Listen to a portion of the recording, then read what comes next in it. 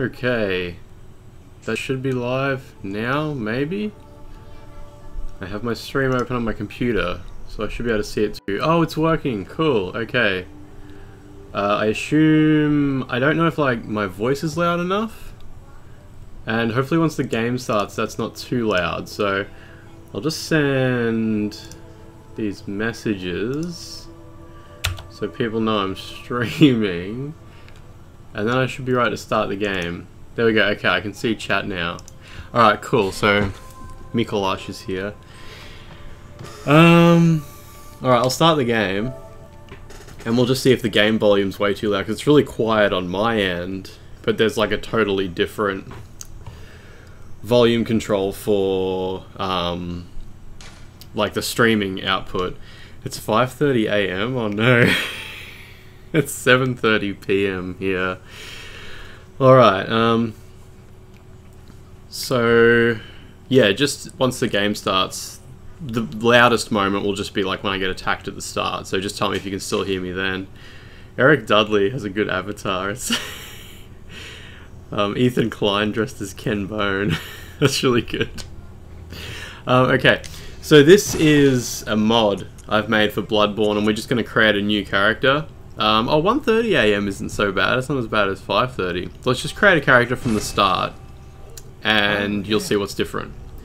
We can skip the intro. Let's just call it Lance, because I'm gonna, once I create this character, I'm gonna keep it too. This is my only character on this console. Thank you, Liam, for saying nice things. I always encourage people to leave nice comments in the comments of my videos, because it makes a difference. We'll make a female character. We will be a waste of skin, and we'll get some cool hair.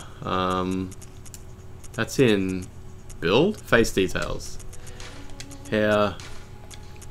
Just some cool hair, and make it bright coloured so that anyone who steals my videos knows that they came from me. It's like my watermark. And glasses. Where are the glasses? They're like in face. Are they in here somewhere? No, they're not. Ah, there they are. Yeah, glasses. Cool. Alright, this is fine.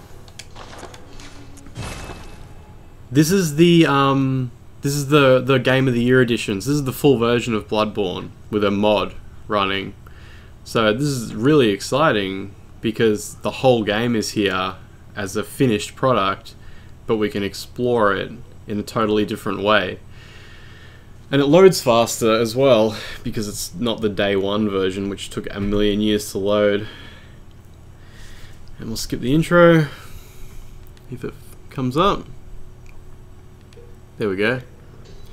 Alright, so yeah, let me know if the game is super loud. Yeah, no, so obviously this is not the alpha version today. So everything looks normal so far. What we're going to do is go down here and find the first enemy in the game. And typically, as you would for most people who play Bloodborne for the first time, they would probably get killed by this. Are they called... Oh, by the way, so can you hear me now, like while this thing's running around screaming, or is it too loud? That's what I need to know. It's amazing how long it takes for it to kill you. Like, I remember struggling with this enemy. Anyway, so I'm hoping you can still hear me clearly. You get killed by that enemy. This is not the current patch, this is just the Game of the Year edition, so it's version 1.6. I'll turn the game volume down in a sec. So obviously you die and you go to the Hunter's Dream, and you'll see the first difference here for this mod. So instead of playing the cutscene at the start of the Hunter's Dream, it gave me one vermin instead. Now let me just adjust the audio on the game. It's a little confusing with the Elgato because I think there's two volume controls. Let me just drag this one down a bit and we'll see if that fixes it. If not, we can find out soon anyway. Oh, the screen went black for a second there. Oh, because I went into the settings for my Elgato. Just give it a second and it'll come back. There we go. Is that back? Yeah, that's back. Cool. And hopefully it's a bit quieter. Obviously, just still let me know if it gets loud again. So, yeah, I got a vermin for visiting the Hunter's Dream. Now, obviously that's weird, and I'm going to show you why we get a vermin. Let's get our weapons while we're here too.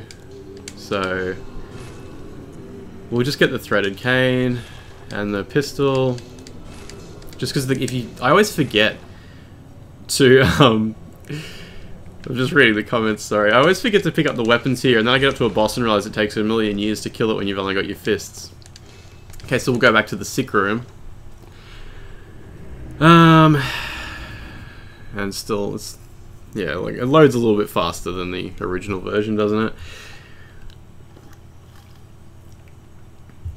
So yeah, so we've got one vermin in our inventory, which is totally not how the game is supposed to go. But this is how I've designed this mod. And there's a lot of reasons I had to use a vermin, and I couldn't just use any other item and that. It's very complicated, but you'll at least see what it does. Okay, so let's just put that vermin on our quick use bar, and we'll crush it. When you crush a vermin, you instantly get another vermin and a gold pendant. So the first thing you'll notice is you've got unlimited vermin. You can just crush them over and over again, and every time you crush one, you'll get another vermin. Which sounds weird, like why would you want to do that? So let's show you what else that does. Now that I've crushed that vermin, by the way, let me know here, is the volume a little bit better? Hopefully you can still hear me talking while this thing's smashing at me. Come on. So yeah, so obviously crushing the vermin makes us invulnerable. We can't die now. So that's what crushing the vermin did. Made it so the enemies can't kill me. Let's just get past this. So yeah, okay, so the volume's better, that's good. Let's just proceed forward a little further. Hello to the Philippines, that's cool. Obviously from the title of the stream you can see how far this mod's going to go. But the first thing is, yes, we are invulnerable now. And the other thing you'll remember is crushing the vermin gave me a gold pendant, and why would you want a gold pendant? So crushing a gold pendant usually gives you a blood gem, but instead, it now turns off gravity. So we have 0 gravity. And obviously we've just used up our gold pendant. You need another one. So all you do is just use another vermin, which also re-enables gravity. So we now have, once again, more vermin. We have unlimited vermin, unlimited gold pendants. Using a gold pendant turns off gravity. Using a vermin turns gravity back on. So now we can fly around anywhere we want and we won't die because we're invulnerable. Tane just asked if Bloodborne deserves a sequel. I mean, it deserves a sequel. I don't know if it should have one because it's a very, very self-contained game. So let's just climb up this ladder. And this is my only save on this console, so I can't like skip too far ahead very quickly. But let's see how far we can get without gravity. I can run straight to Father Gascoigne. Let's light this lamp too, just in case something goes wrong. And I believe to get to Father Gascoigne, we'll just break a gold pendant. Hopefully this guy doesn't hit me. No, it's alright. And just run straight over to him. So Father Gascoigne is just over here. Hopefully I can run through this bridge, actually. I might not be able to. Hey. It's not going to let me. No. Okay. I can't get through that bridge. I'm going to have to... Oh, here we go. This is much easier. Just go over here. And use our vermin to drop down.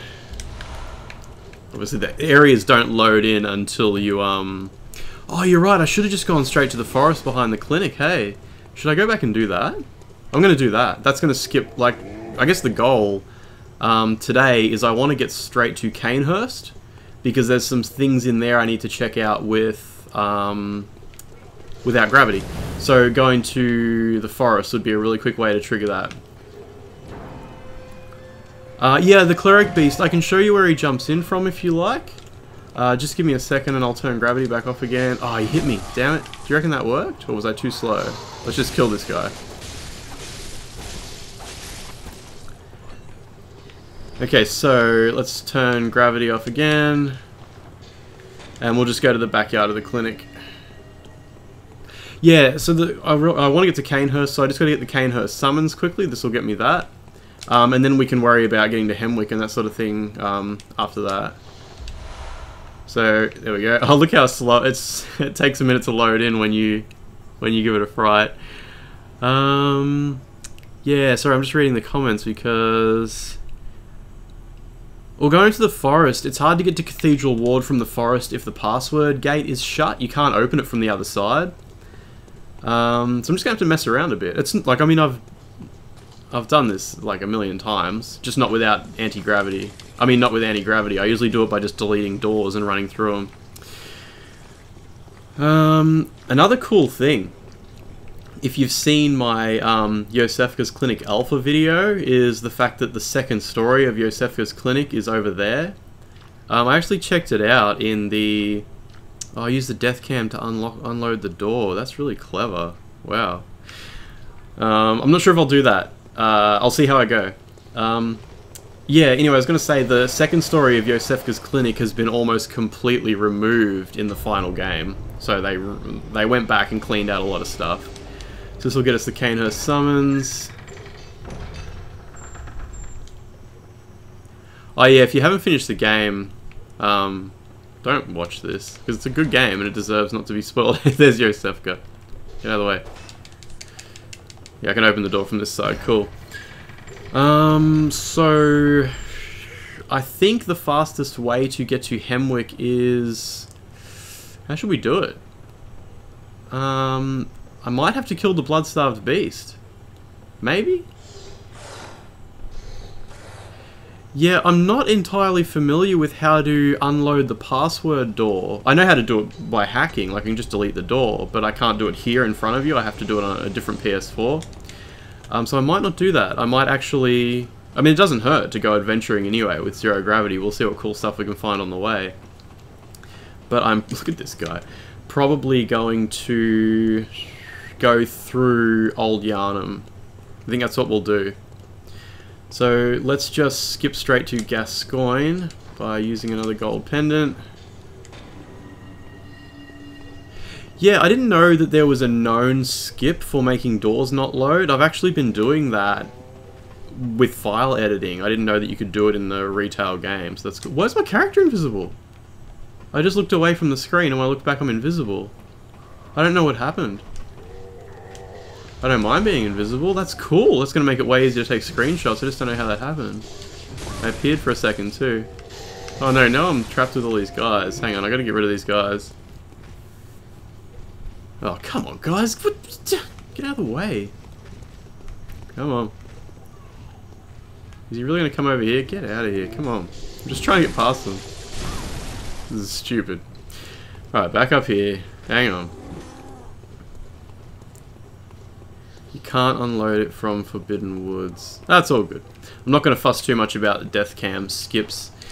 We're just going to go on an adventure. I don't know why my character's turned invisible. There's no actual functional way to make your character... Oh, there we go, I'm back. I was actually trying to make my character invisible with event editing. This is weird. From here, you can actually see all of Old Yarnum down there. But you can't drop down there from here. It won't load Old Yarnum unless you go there via the correct paths. It's going to load. Yep, there we go. We're on the bridge. Why am I invisible? It's amazing.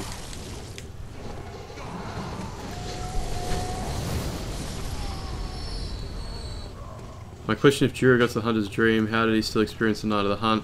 Well, there's been lots of Nights of the Hunt. There's been lots of hunts before. This is just the worst one yet. The only way to skip TOR. What's TOR? The Old Republic? That's the only acronym I know of. TOR. Why am I invisible? And I have to kill this guy, don't I? I can't skip him now because I'm on the wrong console. I've got another console that's got way different edits on it. Oh, the One Reborn, yeah. Well, I can usually I skip bosses by just deleting fog gates, and I can just run through them. I can't even see what I'm doing, so I'm just mashing R1. Come on. This is ridiculous. This is not the most efficient way to kill him, is it? Maybe I should actually be like trying to parry him and stuff. Oh, not like that, or that. Oh, wow. I can't see anything.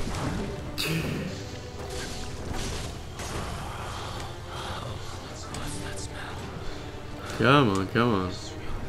Yeah, the One Reborn was one of the few bosses that I had a really easy time on the first time I finished the game, too.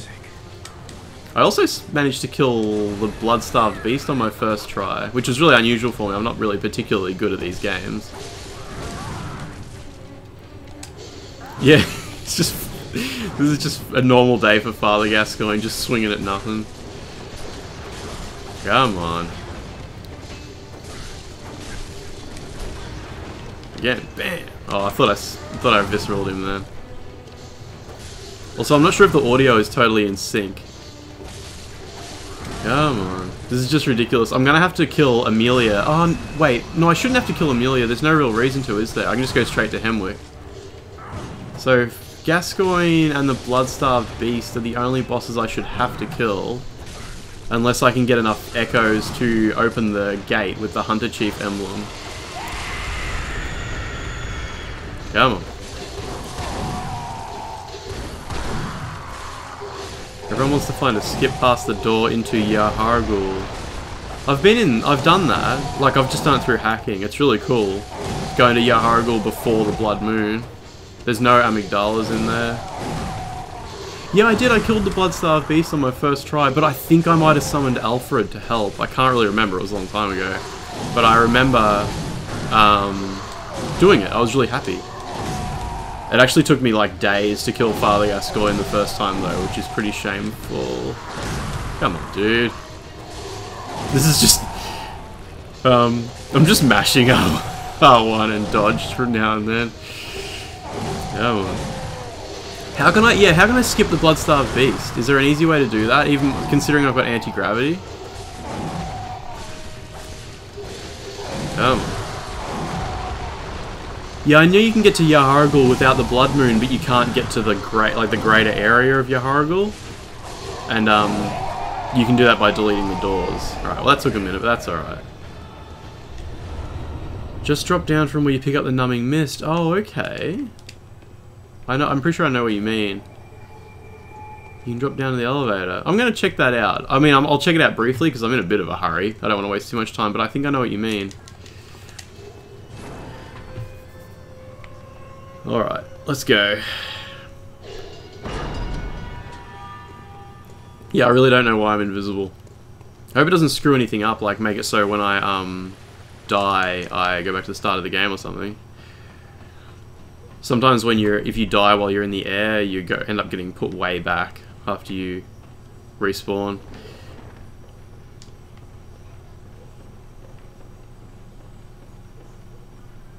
Yeah, this is a new account. That's why I got the trophy. I just set up this account just before. This is a new PlayStation 4, actually.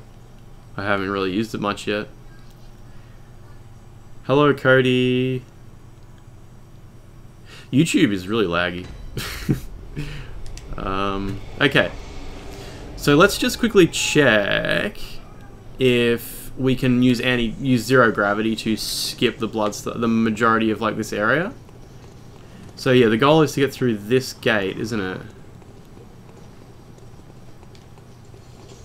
So, where is the numbing mist? These annoying guys. Should I just kill them? Hang on a sec.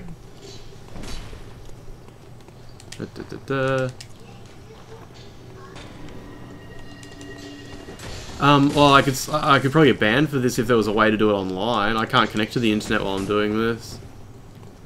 So, okay, so I'm anti-gravity now. It sucks that I'm invisible. I kind of don't like it. Now that I'm invisible, can I get to Upper Cathedral? Oh, no, can't get it from here. Oh, there's an invisible wall here, too. This is kind of frustrating being invisible. Oh, here we go. I can run over here. Wait, can I get through this fence? Yes. Okay, cool. I'm in the plaza. Well, that worked. Can I open this? Oh, I can't open this gate from this side, can I? Oh, but I can go over here. Yeah, alright. I don't understand why I'm invisible. So I can go over here and climb up the ladder to get to where I want to be, right? Yeah, up this ladder. If these guys just let me go past a minute. It's really hard not being able to see. Come on. Let's do this. Up the ladder. There we go. Alright, cool. Yeah, I mean, if I had a way to connect to the internet while I was doing this, I would probably get banned. But yeah, you can't go online and do this. Have I still got gravity disabled? No. Okay, climbing a ladder disables re-enables gravity. That's okay. We don't need anti-gravity just yet. Let's go to Canehurst and kill the witches. I might actually quit out of the game and jump back in so I can see my character again though, because I don't like this. I'll just get to Hemwick then do that. Actually, I'll light the lamp at Hemwick. Let me just read this question. How can you remove it? Would be cool to remove through maps and obstacles. Yeah, I can remove obstacles and stuff. You'd probably, if you don't subscribe to my channel, I guess that's fair enough. But there's heaps of videos of me like deleting doors and turning enemies off and that sort of thing. Can you check why something happens? Romantic core, it just depends what you want to know. Alright, let's go. Let's just get that lamp at Hemwick, and then we'll just quit out and jump back in and see if it makes my character visible again. Actually, I'll just use a hunter's mark and see if that makes me visible. Come on. And go. Alright.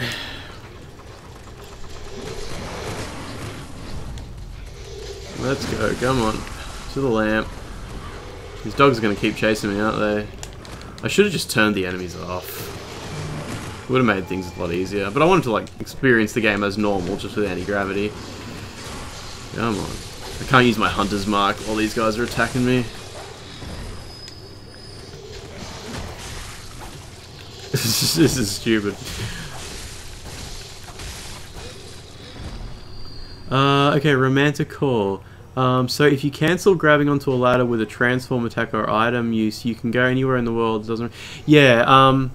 So the game only stores your last location when you set foot on the ground, or when you are actively setting foot on the ground. So obviously, when you do that ladder cancel, it just completely breaks the. The event is called.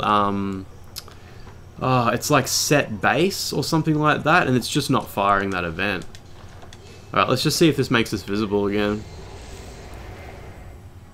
Yeah, there's just an event that fires every time you touch the ground, and it's like set base. Oh, there we go, I can see myself again. Cool. Sorry, there was just one more question here I just wanted to read and answer. Should you make a load of Bloodborne character into Dark Souls 3? No, you can't do that easily. They use a dramatically different file format. Let's just turn off gravity and see if we can run over the gate up here, but I probably won't be able to. Go above the forest. We want to see a bird's eye view. I'll try to do that at some point. We're going to Canehurst. That's the mission today. Where that tunnel in Hemwick leads to? Ah! Sorry, I was looking away from the screen. Ah, whoops, sorry. I'm reading the chat while I run. Oh, hack an item to walk through walls. Not really. If I did that, I'd probably just fall straight through the floor. There is an action you can do called disable clipping, which would let you walk through walls, but I'm pretty sure it would just make you instantly fall through the floor as well if you did it. So I haven't really bothered to do that. It's like walking through walls isn't that interesting because I can already just delete doors, and pretty much everything interesting is through a door. And by disabling gravity, you can just get outside the bounds of the level anyway, and just see everything behind walls. Trying to deload the Cleric Beast door. Oh, yeah, well, I mean, I plan to do a video about the Cleric Beast door because there's so much to say about it. I've really data mined it like crazy. I know why it's locked and that sort of thing, but I really think it deserves its own video. So, I'll get around to that. It'll be a very technical video, so that's why it's been taking me a while. There's Canehurst. So obviously from here, you can just try to... Yeah, you can just try to run to Canehurst. In regards to Boundary Break, yeah, I have considered working with Boundary Break. Is there a way to see the death planes visually? You mean like the floors that will kill you if you pass through them? No, not really. It's not possible to load Canehurst by running over there. I'll show you. People probably want to see this, so let's do it. So here's Hemwick from far away. There's a brick troll over there getting excited. Oh, you can see the reflection of the moon in the water. That's cool. What's that in the water? There's something in the water down there. You can see it when the moon reflects on it. Oh no, it's the screen space reflection of something. Anyway, whatever. Let's go to Canehurst this way. Cool. So, yeah, you're going to see some low polygon Canehurst when we get there. I've done this before. I ran over here yesterday, just doing this when I was testing the no gravity. But I haven't been to Canehurst correctly yet, using no gravity. So I'm looking forward to getting over there and checking out some unused areas. Is the sun around, or is it just the moon? It's just the moon. There's no sun in Bloodborne. I know a lot of people think that at daytime that is the sun. It's not. It's the moon. There's no sun in Bloodborne. It is confirmed in the developer's notes for every map that it is the celestial body of the moon. Pretty sure his inclusion was an update anyway, so you may have missed him in the shortcuts of the Forbidden Woods. I don't know what that's about, sorry. Sorry, I'm just like reading half the comments, so I missed stuff. Can you show us the Yarnum that's under the water in the fishing hamlet? Yeah, I could! Is that a door on the back end of the witch's abode? We'll check that out when I come back. Lance, have you messed with the blood gems? No, I don't really do much with items. I think Sanad SK is probably more someone to talk to about that sort of thing. He goes a bit more in depth on the little pieces of data, like the numbers and stuff like that. I'm more interested in larger scope things like this massive mess we're seeing right now. This is cool. So I'm going to show something to you. And someone, Romanticor, you just said the fact they modeled all this is nuts. So I think it's procedurally generated. Like after they finish Canehurst, they feed it through a generating program and it generates a low poly version. So you'll see stuff that you just never would have possibly gotten to see. But it's just because it's handled by an AI. It's just like, okay, I can imagine how that should look from this distance. Does the alpha have map files for anywhere else? Some amazing notes there. Amazing comments. Anyway, so this is what I want to show you. Before we go to Canehurst correctly, take a look at this building just in front of my character's head. There's a long sort of shaft going up, and it leads to an open door at the top. You see just above my character's head there's an open door up there? That is the original area where you would have met the Queen of Canehurst, Queen Annalise. I was just binging Sanad SK's video. It's cool. So when we get to the real Canehurst, I think this low poly version was generated before Canehurst was finished, and you'll see how different that area ended up being, which eventually led to what we get in the final game. So let's go back to Hemwick. I'm sorry I can't run any faster than this, but that's just where it is. So someone just said, can I enter the DLC without going to the Hunter's Nightmare? Not really. I mean, I could just swap files around, but I don't really want to. Show the old Yarnum streets right below Jura. Yeah, I could do that. If Jura falls down and you can't get his loot, you should be able to quit out of the game and go back to where he spawned, and his loot should be on the ground there, I thought. Can I put a tier 3 guidance rune somewhere in the game? Well, I can't. You said so we can obtain it. I can't do it so you can obtain it, but I could put one on the ground and pick it up myself.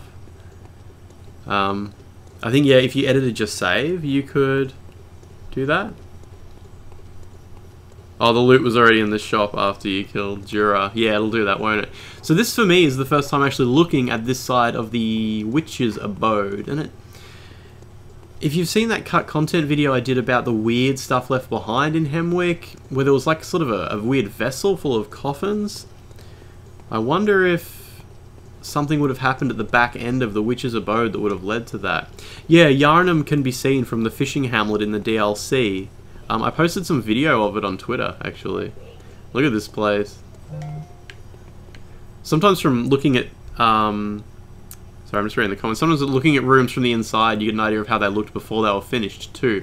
There's an interesting one in Yosefka's clinic, where you can see that Yosefka's clinic, the area where you fight the imposter if you choose to, was quite differently designed at one point.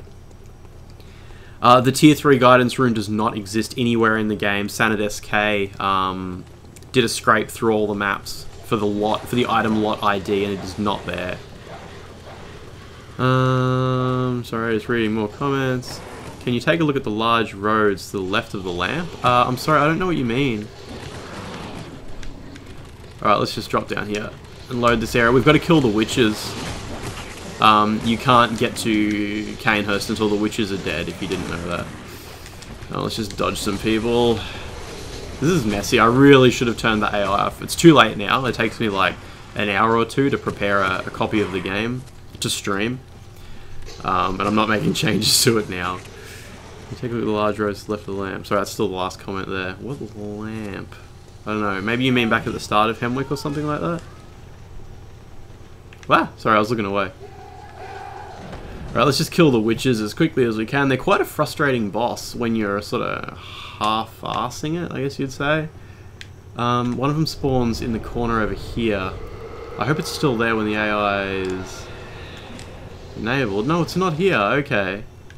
When the AI is disabled, both witches just stand in the place. She's the other one anyway. If I'm lucky, I'll be able to stun lock it for a little while. Oh, what? It didn't stun? That's rude. Alright. Anyway, I think... Oh, there it is. This is going to take me a minute. So, the tunnel road near the starting lamp. Yeah, I've never noticed that there was anything unusual over there. I'll have to go check it out. I hate this boss. It's really boring. I guess if I wasn't invulnerable, it would be more exciting. I swear when I was playing before, I could stun lock it by just repeatedly backstabbing it, though. Throw stuff at me. Oh, come over here. Oh, wasn't it here just before? Whatever. There's only a few set areas it can spawn. Sorry, I'm just paying a little less attention to the chat while I try to take this out. It's gonna be a messy fight though. Yeah, the fight is always boring, but usually you can sort of do it pretty quickly and it's just done. But I find that when I'm invulnerable, I get lazy and then I end up doing an even worse job at just taking them out quickly. And then it just gets worse. What are you doing? What is it doing? Why does it keep disappearing again? Oh, where is it now?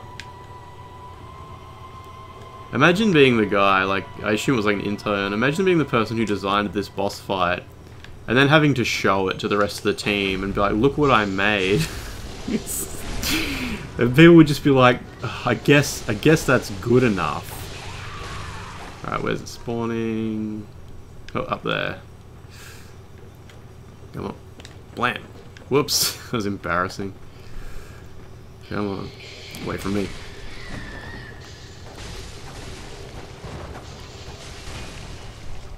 So you've seen secret stats and stuff. Which is the best weapon at level 10?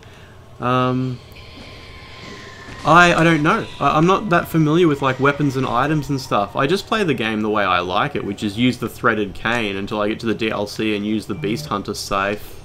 Scythe? Is that how you pronounce it? I'm not really that familiar with like weapons and stuff. I'm not that good at this game. I sort of just mess around. More interested in like the environments and the lore and the meta stuff. The underlying numbers and stats aren't that exciting for me. So it seems like some people have joined the stream a little after it started. So just because this fight's so boring, it gives me a chance to give you some context. I'm invulnerable, so I can't die, and I can switch gravity off and on again as I want to. Get away. So we're just killing the witches of Hemwick, so we can go to Canehurst and check out that area with no gravity. Where's the witch gone? I kind of want to get this, the not... Yeah, here we go. This is the one that doesn't have a health bar at the moment. That's what we want. Okay, where'd it go? Over here somewhere? No, it must be behind me. Oh, is that it again? Or is this the wrong one? No, it's the right one again. Cool. So ideally you want to do as much damage as possible to the one that doesn't have a health bar. This one just here. Oh no, it disappeared again. Oh, here it is. Excellent. It's not dead, is it though? Get away. Rude. Okay. There we go. Here it is. Watch out. There we go. Oh, it disappeared again. Oh, there's one up there. I'll just take that one out. It's fine. Oh, the, yeah, what's that weapon called? The pizza cutter? It's, I used that to kill the, you know, the watchdog boss? I was actually struggling against that boss so much that I had to go level up all my strength and use the pizza cutter to kill it. Which was cool. It's a really cool weapon.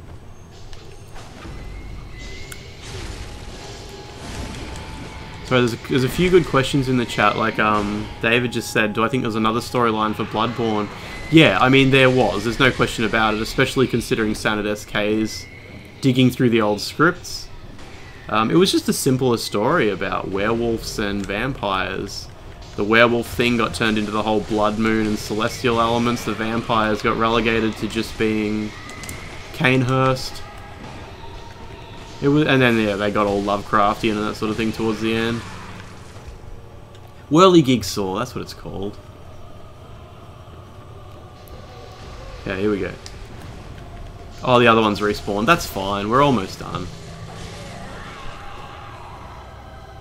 Yeah, Lawrence being your friend. Well, around the same time in the development that Lawrence was the player's friend was probably the same time in development that Mikolash and Lawrence were the same character.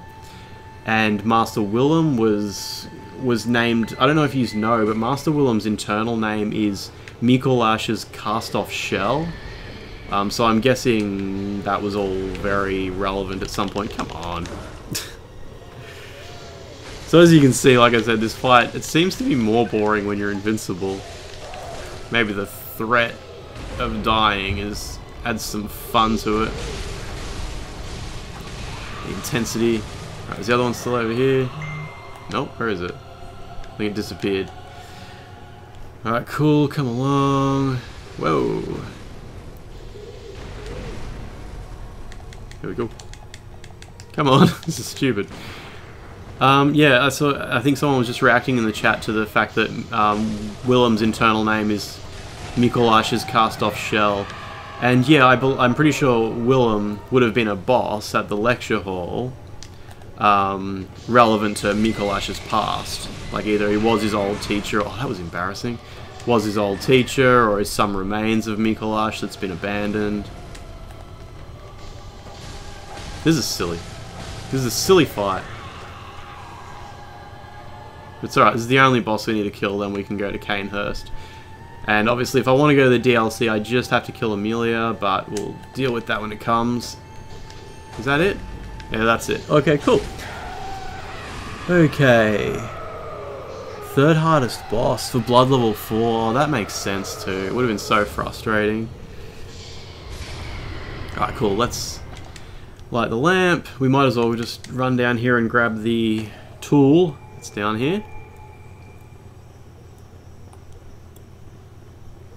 Sorry, I go quiet when I'm reading the chat sometimes. Cool. Alright, so let's just go straight to Canehurst. There's not much else to check out here, is there? And even if there is, we can come back again. So that's cool. Alright. That's a good point, Romanticore, about Lawrence casting off Willem. So the name might not be literal. Well, the problem is his name isn't cast off. It's more like that was the best translation of the Japanese word. It's more like the Japanese word would be like, you know, when a snake sheds its skin, it would be that sort of thing. Okay, cool, that triggered, I'm glad.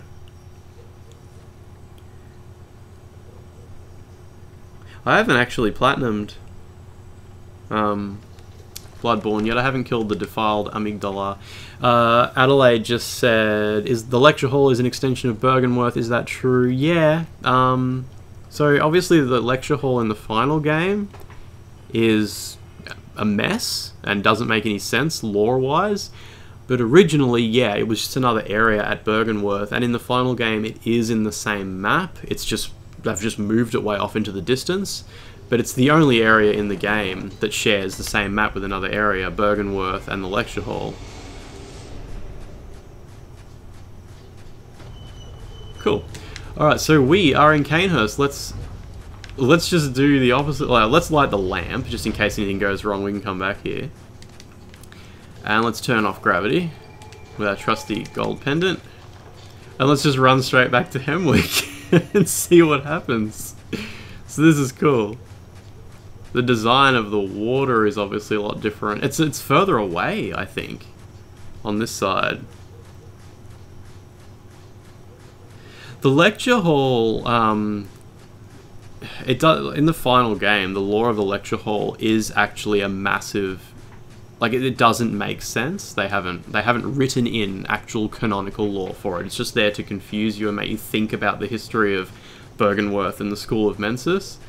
It's technically part of Byrgenwerth. It is, because when you get there, you are inside Mikolash's memories or his nightmare. You're seeing the lecture hall the way he remembers it from when he was at Byrgenwerth. So it's a mess. He has bad memories of the students. They look like horrible monsters. He remembers Willem's old, like his room. That's why Willem's chair is in there.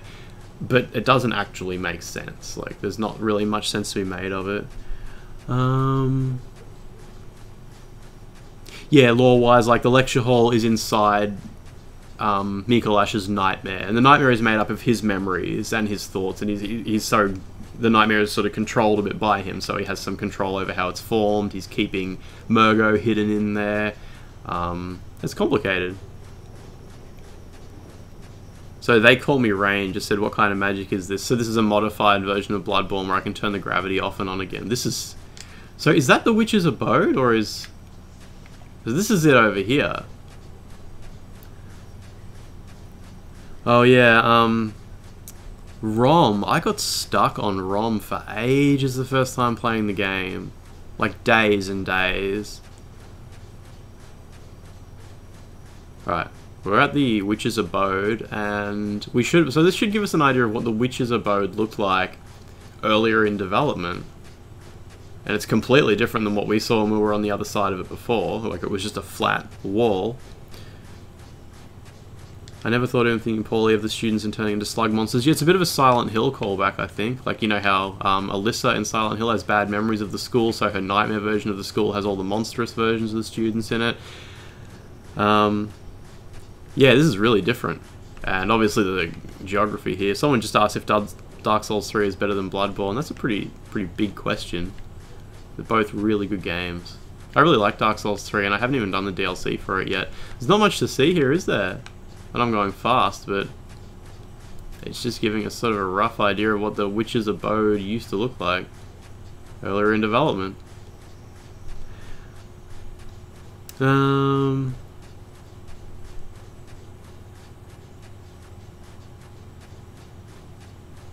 Cool. Sorry, just catching up on the comments there while we run back to Canehurst. So it was silly that it's nighttime now. That's alright. You can't expect the developers to put that much work into the game. Romanticor just asked if Patches has any internal notes. The only one, and my favourite thing about him, is that internally his name is Spider Patch, which I think is a really good name for him. His name is Spider Patch.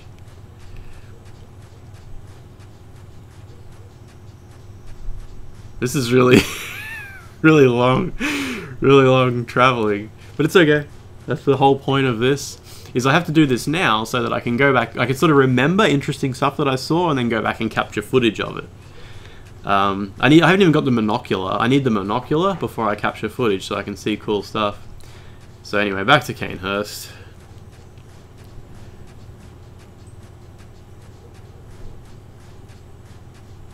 Yeah, Resident Evil Remake has this very similar way of telling a story to Bloodborne, especially in the same way that by the time Bloodborne starts, the whole story is already over and you're just there for the last minutes of it.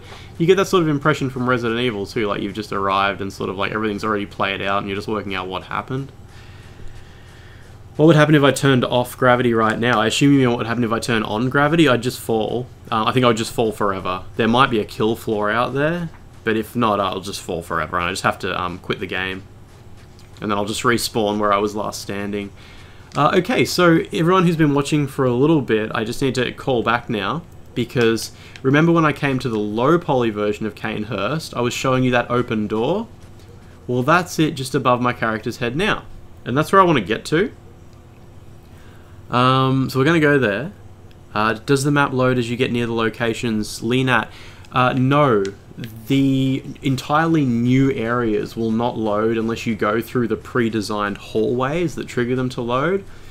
But if I'm just exploring Canehurst, for example, and I float around too much, I'll get to an unloaded part of Canehurst, and I can just cause it to load by touching the ground. But visiting a whole new area will not work. Like how I ran back to Hemwick just then. It would not load Hemwick at all. Like, I could go down, touch the floor there and that sort of thing, and nothing would happen. It would just, I'd just fall through the floor forever. So when you're traveling to an entirely new area, you have to go through the pre-designed hallways to do that. I've been to that open door, and it's just an empty room when you fall through. Adelaide, that is right. Yes, it is an empty, it is an empty area. JSF found it and sent me photos of it too. So I'm going there now because I've never been there myself. So that's the reason I'm doing it. And I want to check it out with gravity turned off so I can run around in there and that sort of thing. I'm glad, Adelaide, that JSF is not the only person who's been there, and it seems to be a slightly known thing. Okay, everything looks the same from up here. Not really any reason for us to go exploring out there, is there? Alright, whoops, don't get hit by that thing. They're annoying. So I'm just reading a little bit. The final phase of Blood Moon only shows up in Old Yarnum, not in areas like Hemwick in the Woods. What would happen if you went directly to the Blood Moon area, to a normal area? Well, the way the Blood Moon appears in other maps is handled by the fact that some areas have multiple maps. Like for Yarnum, there's actually 3 separate maps it loads, but for some other areas they just didn't make more maps. Same thing, you click through the door behind the Cleric Beast, and there is a... guess going. Okay, so 23 EDSA just asked about going through the door behind the Cleric Beast. The code to load Central Yarnum by going through that door is not finished. I don't know where I'm going. How do I get to where I need to be? Can I use anti-gravity to do it? Let's try. Sorry. Just exploring still, figuring stuff out. Yeah, so you can't really load Cathedral Ward by going through the door behind the Cleric Beast. It's just not finished. Oh, do you think this ladder will... Oh, hang on, I'll just go over here. That'll fix things. Hey, Dead Channel. Okay, cool. Here we go. And don't feel bad about having to ask the same questions a couple of times. Obviously, I miss lots of questions while I'm looking at the screen. Yeah, the door behind the Cleric Beast being closed. I'm pretty sure it was closed. There's lots of theories. I'm pretty certain, based on what I've seen, that it was actually closed to accommodate the PlayStation 4's... You know, that system where it lets you play games while the game's downloading? They had to implement a bottleneck a couple of hours into the game, and they decided to put the bottleneck after Father Gascoigne. They wanted to make it so the only way to get to Cathedral Ward is by killing Gascoigne and going that way. And if they allowed you to kill the Cleric Beast and go through that door, they would have had to put another bottleneck there and another message to check if the game's finished downloading. I'm pretty sure that's why. It's because of the PlayStation 4's Play Go system. Have I found any cut areas in the map files? No, there are no map files that never load. Every map file included on the game disc is used to some degree. Anyway, this is where I want it to be. This is obviously the path that leads up to fighting Martyr Logarius. Let's just turn... Is gravity on? Yeah, turn gravity off. And I just wanted to walk right over here. And here's that... Is the door over here? Oh, it's down a little further. Okay. So that's the door that, as far as I understand, would have once led to the room where you meet... what's her name? Queen Annalise. Yeah, so Adelaide, I don't know how you got here, or how JSF did. I assume it involved jumping off this ledge, or something? Is that how you did it? Like, you kind of jumped from here and landed down there? Obviously, I tried that. I was trying it for, like, 20 minutes, and I eventually just gave up. So what happens if I just use a vermin here? Oh, you can walk on this. That's cool. Have to land on the ledge. Oh, so you had to land on the edge of this thing. Oh, no, am I stuck here? I'm stuck here now. I'm gonna have to... Oh, hang on. Whoa. Can I walk? No, I can't walk through this. Alright. Okay, alright, well, I'm gonna have to use the Hunter's Mark, and that should take me back to the... Sorry, I'm just reading the... boss is idle when gravity is off. Well, I mean, stuff like that I've already sort of explored a lot. Bosses are idle when I turn AI off. If you clip through the Pile Gate, will there be no Yara Ghul? Can you clip through the Snatcher Yara Ghul gate to hit the one reborn? Yara Ghul can be completely explored by just clipping through doors. It's all there, and it all loads completely. I should have activated this shortcut, shouldn't I have? Let's try that again, but actually get to that door this time. Yeah, so, all good. But exploring Yara Ghul, the main area of it, without the Blood Moon is really cool. There's no amygdalas everywhere. There's no enemies at all. And it's really tranquil. I go there really early in the game sometimes to get the key to Upper Cathedral Ward, which is be another cool area to explore without gravity. When you have a chance, can you check out the float... Oh, I died because I used the Hunter's Mark. I forgot that I have to turn invulnerability back on after I use the Hunter's Mark. Or I didn't even realize. I haven't tested this that much. Yeah, in regards to that floating statue, there's an uncapped frame rate mode. Does it fix the frame pacing? I don't think so. So if it's possible to get Death Cam in early Yara Ghul, you can go straight to Nightmare of Mensis. Okay, good question. Hang on a sec. When you go to Yara Ghul without the Blood Moon, the one reborn doesn't spawn, and you can't interact with Mikolash's corpse. Is there a flag for chromatic aberration? Yeah, there probably is, but it's inside the game binary, and I haven't looked for it, and I don't really want to. It would take me like 4 days to find it. I'm just not going to bother. Oh, right, I gotta remember, turn invulnerability back on. There we go. So that's done.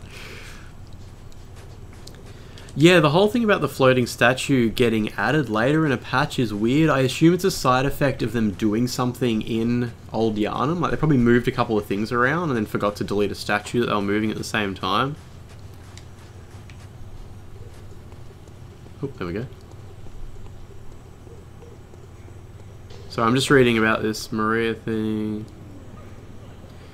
Yeah, I mean, the whole thing about Simon killing Maria has obviously been completely cut from the game. I haven't explored his lines of dialogue or his subtitles to see if there's any lines he might have said. Because, like, even in an earlier version of the game, I don't know how you were supposed to have known that he killed her if you didn't have access to the map files. Is the School of Mensis a different map from Yharnam? Yeah, I'm pretty sure it is. I assume by School of Mensis you mean Yara Ghul. I think that's a different map. And Amygdala's Nightmare, the Nightmare Frontier, is a different map file to all the other maps. I hope I'm going the right way. I've just been reading the comments while I sort of run idly. What was I going to say? In regards to map files, especially about the Nightmare Frontier, the Nightmare Frontier was actually where the game originally ended. It was the last area in the game. You can sort of tell by the fact that it's called Nightmare Frontier. It's like where the nightmare begins, or the first nightmare. And another weird thing is originally the Nightmare of Mensis was called Trap Road. Or it could be a mistranslation, it could be Trap Lord, because the road and Lord, it's hard to tell the difference by reading the Japanese. But yeah, I think it was called Trap Road. And there's still heaps of references to Trap Road left behind in the game files. And the boss was called Lord of Trap Road, and he's been cut from the game entirely. All I have left is his character ID.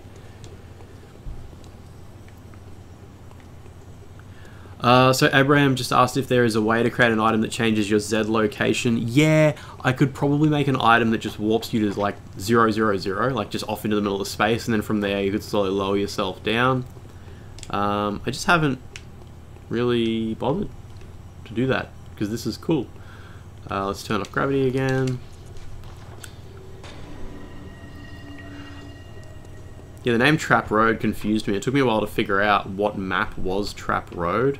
Then I eventually had to like go through the map files and be like, oh, it was this map number, and that eventually became Nightmare of Mensis. And there's a couple of places I think where Mikolash is just referred to as referred to as Lord of TR. Is there files of the DLC on the original disc? Absolutely not, unless you include like the Slug Princess, which was obviously like an early concept for the DLC. Am I gonna die? What's gonna happen here? Oh, okay. So this is how it happens.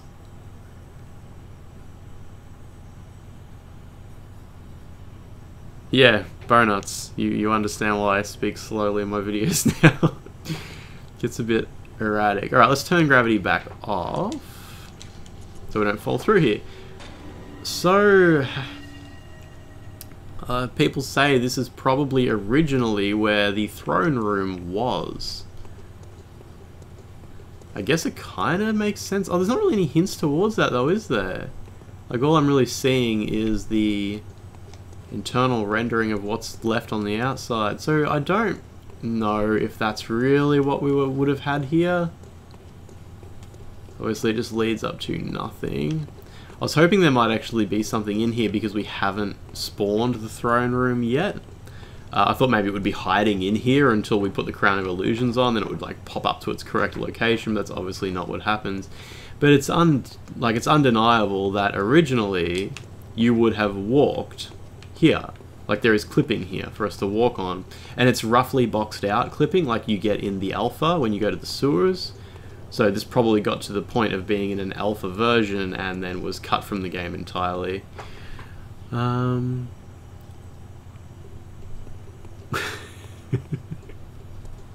1.5 speed commenter, that was really good. Can you see when the files were created? I absolutely cannot do that. Oh, I can see when the game was compiled, like the build date of this version of the game, but I can't like see when things were edited in the past or anything like that. So, I mean, there's not that much else I wanted to see in Canehurst. I just wanted to check out that door. I might like get some footage of it later or something like that and just be like, hey, this is probably where you originally entered a significant area. But I'm not confident saying this is where the throne room was or anything. I don't like guessing, as you might get from my videos. I don't like assuming things. So I just like to show people things and be like, hey, don't really know what this was, but it's cool to speculate and, you know, make educated guesses based on what's in the final game. Will you explore the Altar of Despair? Yeah, I could. There's a bit involved in getting there, isn't there? I hate how unfinished Canehurst is. I can't believe they left a huge hole in the floor down there where that statue ended up. And they didn't even render the gates from up here. You can clearly see this whole unfinished area when you're actually in the final game. Yeah, let's go back down here. Does the game load an entire new Canehurst when you activate the throne room? No, it doesn't, Abraham. It actually dynamically moves that whole area.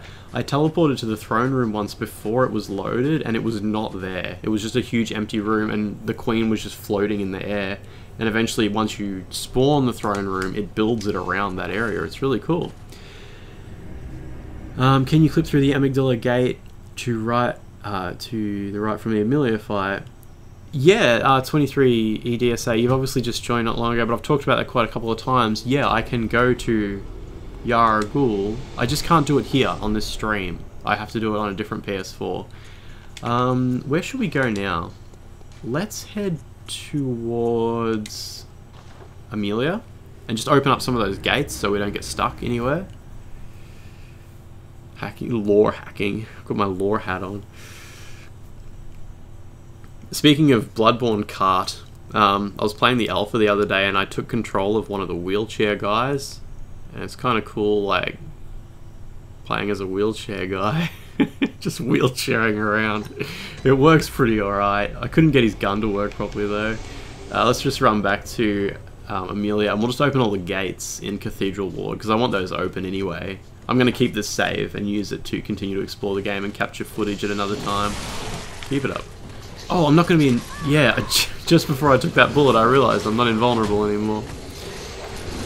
Oh yeah, Dr. Dragonfly. I'll explore that road to the left of Hemwick.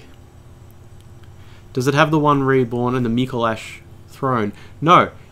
If you go to Yara Ghul before the Blood Moon, the One Reborn won't spawn, and Mikolash will be there, but you just can't interact with him.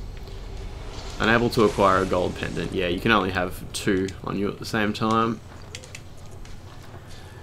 So do you mean like up there? This road up here? I'm guessing you kind of mean up behind that fence and stuff. Let's just get a little air. Get a little airborne. And see what we can do. Road to the left. We'll just slam ourselves against the wall and slowly get up higher. Will this work? Oh, here we go. Alright, is this where you wanted me to go? To explore the... sorry, I'll answer that question. That's really good, but I'll answer that in a second. Let me just scroll up. Upper Cathedral Ward. I don't know what I'm going to explore on this stream. Game data for items and locations, blah, blah, blah. Sorry. Anyway. Whoa, look at this area. I wasn't even looking at the screen. That's kind of cool. So someone asked if you can explore the area in the Yharnam Sunrise ending. So that whole area only exists in that cutscene file. It doesn't actually warp you to a map that exists. Hey, look, there's a huge tunnel up here. That's cool. But I have uploaded to Twitter... Actually, no, I don't think I posted it on Twitter. I took some really clear photos of the Yharnam Sunrise area to show what it looks like. It is the plaza where you get grabbed by the amygdala to get taken to the DLC. And then after your character stands up, it actually warps you to the plaza where the giants are asleep. After you kill Amelia, they fall asleep there. You know, that sort of circular plaza. So it's just those two areas with dramatically different lighting. There might be like some tiny different design changes, but that's all.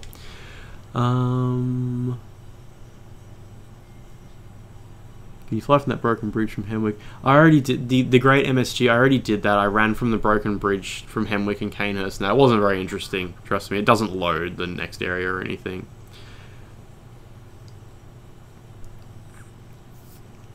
Have I taken a look at the Waking World Astro Clock Tower? No, I haven't yet. That is very much on the list of things to check out because everyone wants to see that. I'm sorry, is this where I'm supposed to be? Someone was like, yeah, can you check out the roads to the left of the starting area of Hemwick? I guess this is it, isn't it? Like that huge thing I just ran through. Yeah, getting a look at the outside of the lecture hall would be really cool, especially to try and figure out how it connects to Byrgenwerth on a technical level, because Byrgenwerth is in the map. My favorite revelation from data mining Bloodborne is restoring Maria. After I restored Maria, I was like, I'm done. I can retire from this now. That's all I wanted. Alright, what am I doing? What am I doing? Sorry, I gotta pay some attention. Yeah, that's right. I was going back to open the gates in Cathedral Ward. Let's go do that.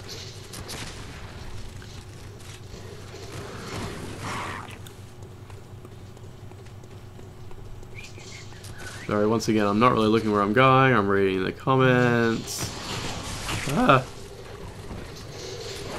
Let's head towards Amelia Hay because I think what everyone wants is to go to the DLC and look at the fishing hamlet. Go to the water above the fishing hamlet. It's a bit of a run because I'll have to kill Amelia and then kill Ludwig. I can skip Maria, but you can't skip Ludwig. And I'm level 1 or level 6 or something like that, so it'll take me a while. Did a map called Outer Space exist at all? No, it did not. Or if it did, nobody knows. Is German's boss fight behind the Hunter's Dream gates? Or you gotta kill the wet nurse first? Oh, okay, yeah, there's nothing behind... If I go behind the Dream gates, he won't be there yet. He won't spawn or anything. I can just run around there freely. So let's just... Hang on, let's just go open some gates first. Lance, how is the Hamlet Priest invulnerable? There is a flag called Set Invulnerability. It is the exact same flag I have set on my own character right now that stops me from dying. The Hamlet Priest, I assume, has that same flag turned on. Let's just go open this one too. Found a place to spend coins yet? I have not.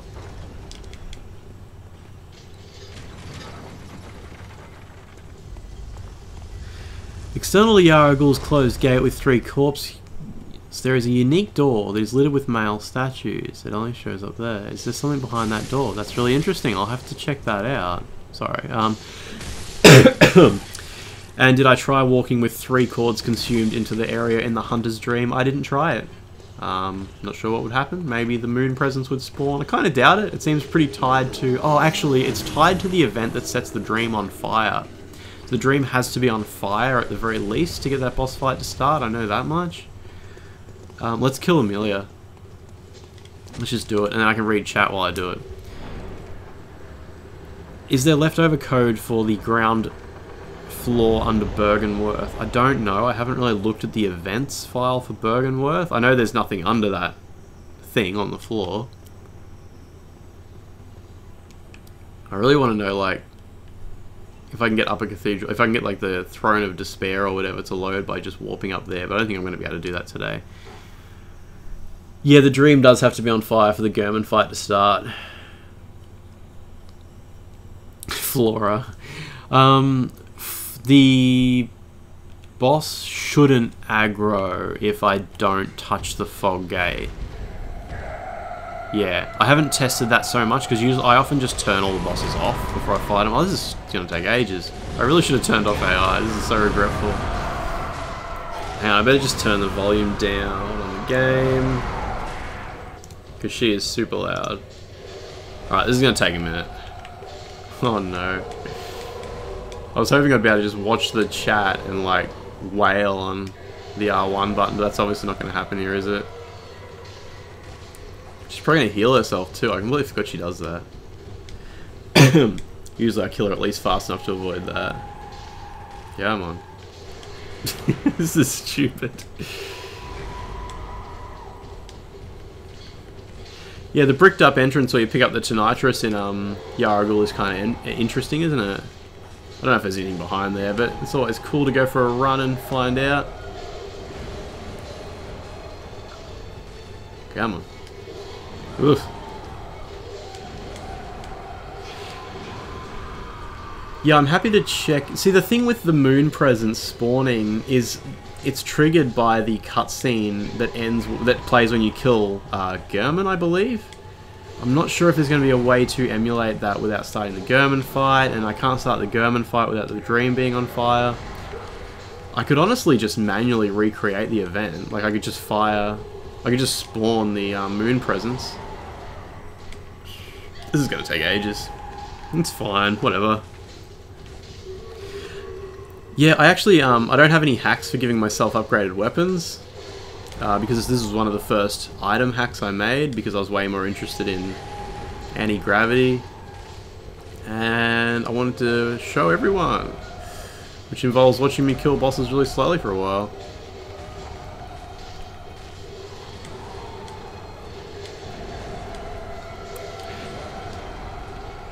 There we go. I think we know the name of the moon presence. Isn't it called Inherit the Nightmare? Yeah, that's what it's called internally, isn't it? Inherit the Nightmare. And in the alpha, the moon presence was called Inherit Ebrietus. I don't know if it's named Flora canonically, or if Flora is just the name of like the flowers in the dream that are reacting to the nightmare and blah blah blah. Lots of people are asking about death cam skips. I'd actually had no idea those existed. I'm not that familiar with like conventional hacking of this game. Yeah, you're right. Lore is absolutely in no way influenced by cut content, and it would be silly to assume there's anything canonical that is not in the game. Heck, even stuff that's in the official guide is demonstrably not canonical. Is she gonna start healing herself or something? I don't have any of that mist, numbing mist. Here we go.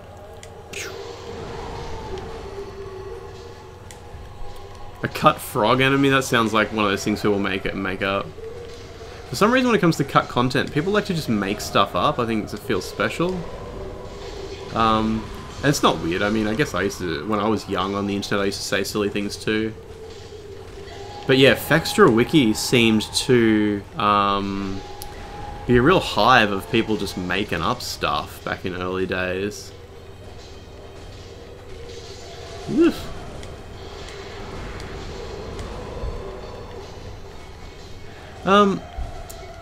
There was something I saw about the doll, actually, that you might not know.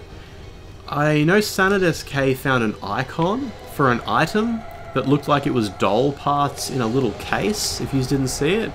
I saw in the alpha that there was the name of that item. It was actually called Doll Repair Kit. So I'm not sure what the plan was with that originally, if you would initially find the doll broken, have to find the kit and put it back together, or if the doll could be broken and then you would have to fix it up, or if by repair kit it just meant you would upgrade the doll and it would like do cooler stuff for you or something. Yeah. Okay, cool. Still wailing.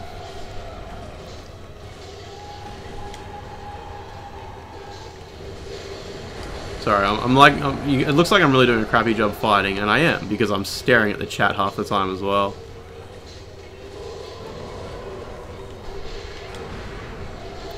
It would really suck if... It's funny, every time you kill the doll, you would have to repair it. Most people don't kill the doll. I like that it's every time, as if it happens more than once by accident when you put the controller down and accidentally pressed R2. Like to imagine you habitually kill the doll every time you go to the dream.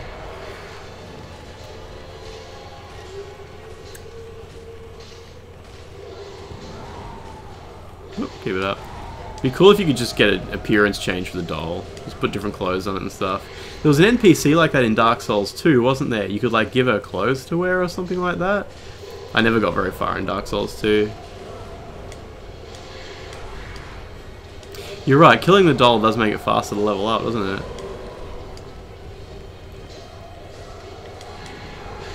My very first gravity hack, I think I showed it on Twitter, was actually made it so talking to the doll disables gravity. Man, this lady's really angry. Ah!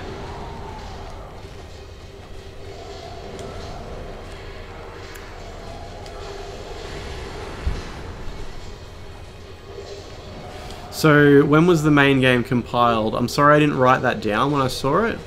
But I don't know like a history of compilation dates. I don't have that. I only have the alpha, one alpha, and I have the final game. I have like the final game, Game of the Year edition, and the Day 1 edition on disc. Making an item to activate no clipping would help. Yeah, especially if I turned on no gravity first.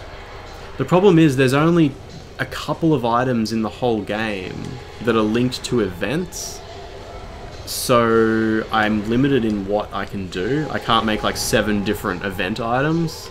It took me ages to even think of Vermin. I knew the gold pendant would do an event when I used it because it gives you an item by using it. But I couldn't think of any other item that triggered an event.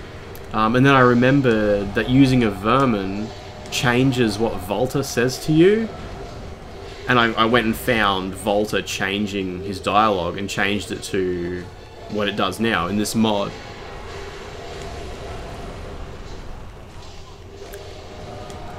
A few good questions here, sorry. Hang on, someone's here talking about future press.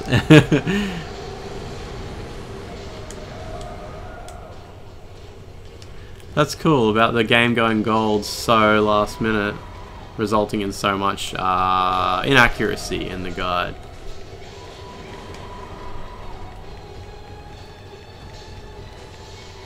No clip would be handy just for walking through the fog gates and stuff.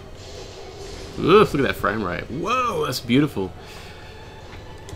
Unable to acquire gold pendant. That's good. It's just on the floor there, obviously, because I've already got 2 of them. Anyway. Okay. Yeah, the doll's tear gives you an item, the red brooch gives you an item, and the gold pendant gives you an item. Unfortunately, they're all the same event. So when I took one of them to make it gives you no gravity, it actually causes them all to give you no gravity.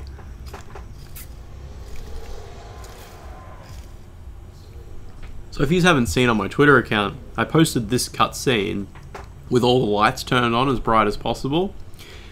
And Willem is in this scene. He actually is, this is like his point of view, he's walking up to Willem now.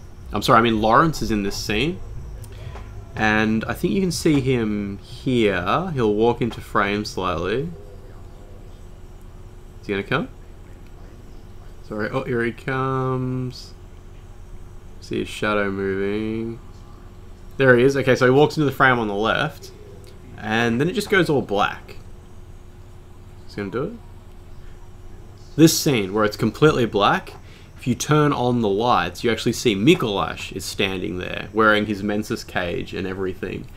And it's probably a leftover for when Mikolash and Lawrence were the same character. And then they changed his model, and then realized they changed his model, so he looked weird in the cutscene, and they just turned off the lights. And they're like, cool, you can't see him anymore. That's fine. Okay, cool. So I'm just reading the chat a bit before I continue on with the game. Abriatus was in Cathedral Ward. I watched low-quality Skype videos of them playing around in Chalice dungeons with dev kit controls. That sounds awesome. Wow. Yeah, there's heaps of trailers with Abriatus being in this room, and with, I think, Vicar Amelia is in the Witch's Abode. Oops, sorry, I just gotta scroll back down. There we go.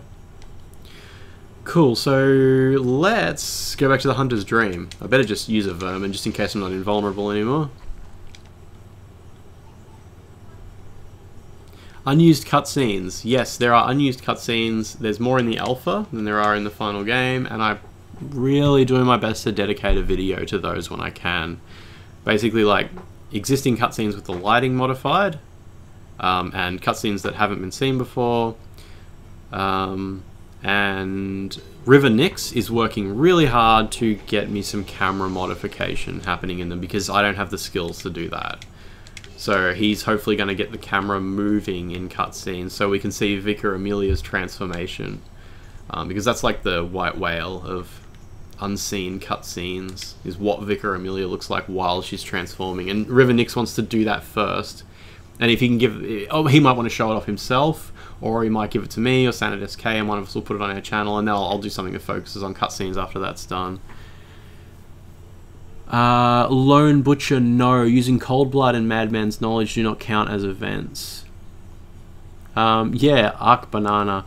When I talk to Volta now, even after crushing like 30 vermin, he just says like, how's your hunt going? Killing the wet nurse, I'm pretty sure, is the only way to trigger the burning dream. If there is another way to do it, I don't know. So let's just go straight to the DLC. We might as well just unlock it while we're here. I'm happy we skipped the blood-starved beast at least. That saved us some time I didn't think I was going to be able to do.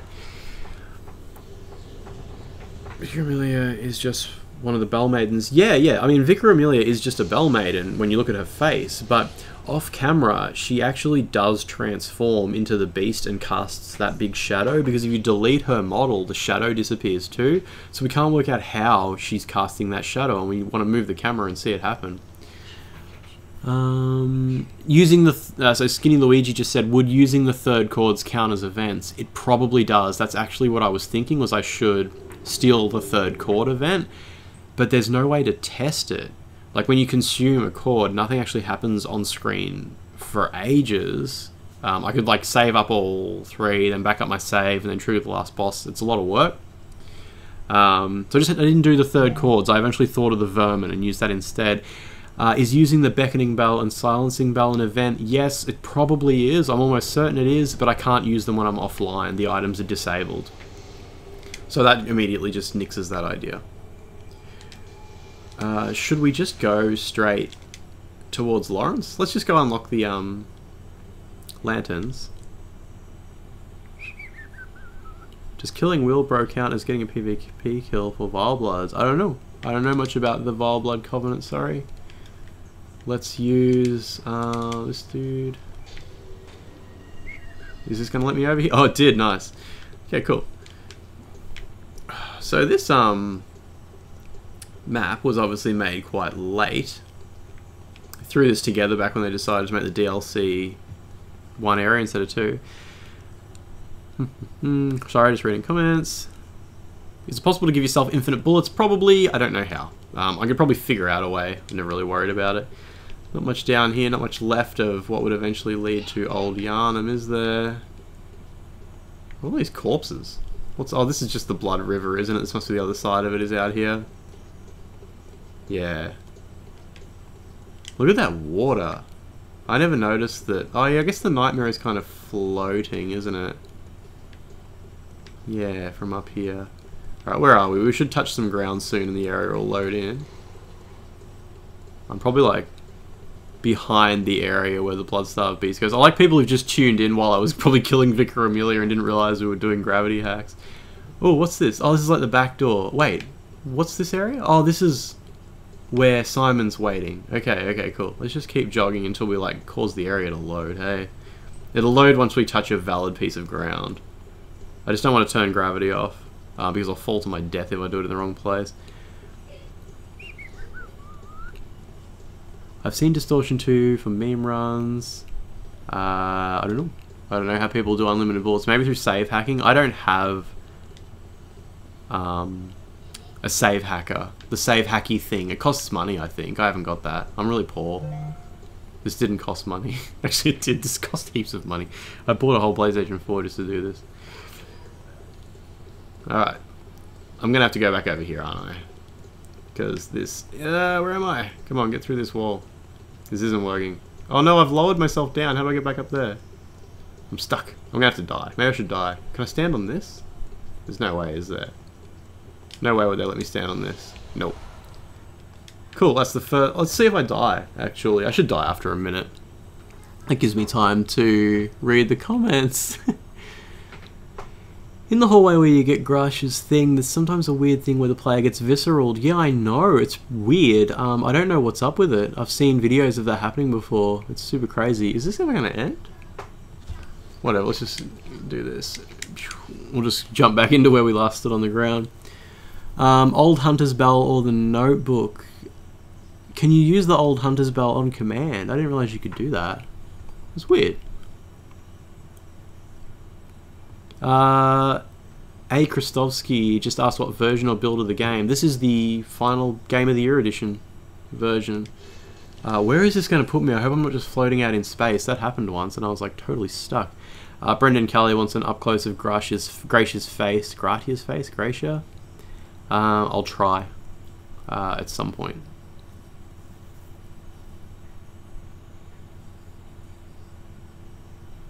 Come on. Alright, good, we're on the ground. That's lucky. Re-enable invulnerability. Let's just get back to what we were doing. That was silly.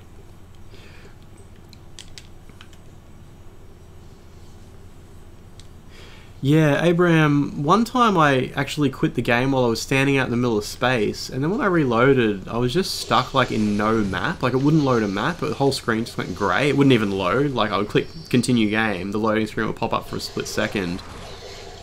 And I was like tracking events on the console and nothing would happen, nothing was loading. So I totally busted the game once by getting out of bounds. This is gonna hurt. I'm way too low level to be here, aren't I? Oh, I gotta get the eye pendant too. I always forget that. Yeah, Mikolash was just saying that you get visceraled by the wheelchair man, and I think that's right. Like, it looked like the visceral attack was coming from a bullet owner. Yeah, which would make sense that it's the wheelchair guy in that hallway that does it.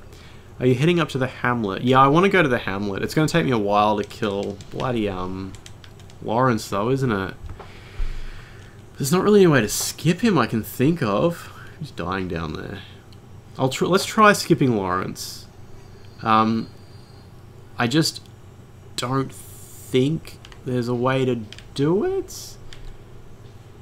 Because I need to basically get past him, but into the little room after him. Because I need to get to the elevator to load the research hall.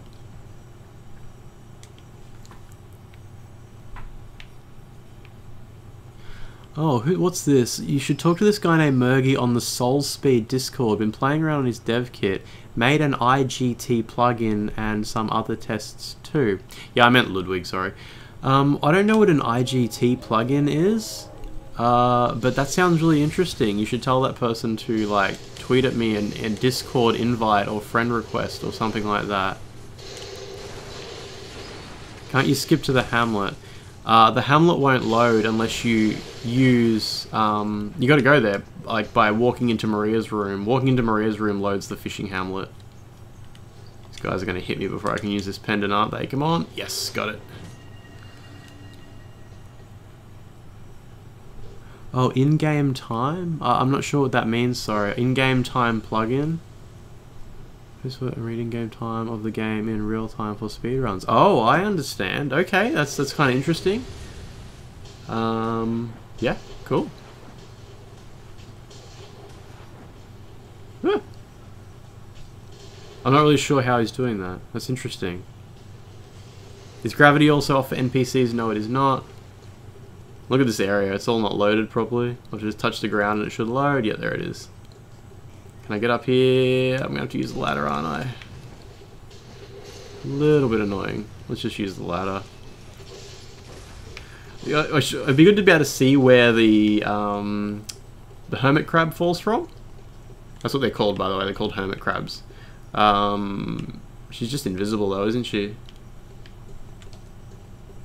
It's cool to see the area is only half loaded, just to get a rough idea of the early stages of design. Here we go. That's where I want it to be. Wandering Madness over there. You ever found the bell we keep hearing in Yarnum? I think that's just a sound effect. I've seen it in the map 100 times. It's just called bell. Go to the front.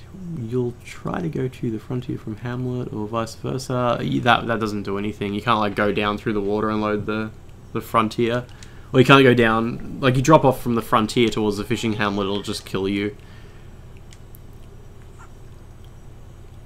Is the hermit spawning an event? Yeah, almost definitely. I haven't looked at the event file for this area, but that's almost definitely an event. It would be like there'd be a dummy trigger in the map that would trigger an event to start. Sorry, I just keep stopping randomly because I'm just staring at my screen. I'll split and plug in some reads the value that contains in-game time. Yeah, cool. Oh, I hate this witch. She always gets me.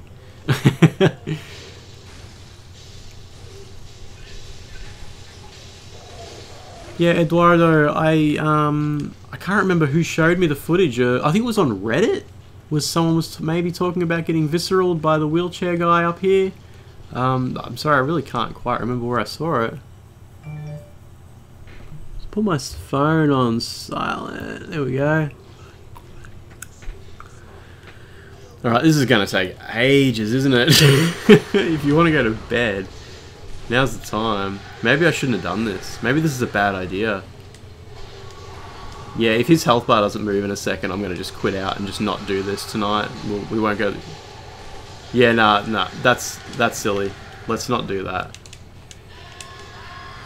Like, I almost made it. That was good. That was a good try. Try again. Oh, that was rough. It's fine, let's just do this. Cool. Something I noticed when putting an SSD in my PS4 is that like 2 enemies in the Forbidden Woods load in different areas. That's so weird. I wonder if it's because the load time might have been slightly faster and those enemies might collide with objects while spawning. And you might have caused them to collide because the object appeared before they expected it to. That might be what happened. That's a fair guess. Hard to say though. Looking through blood gems for events, I don't think so. I don't really know if there's any blood gems that do stuff in the game.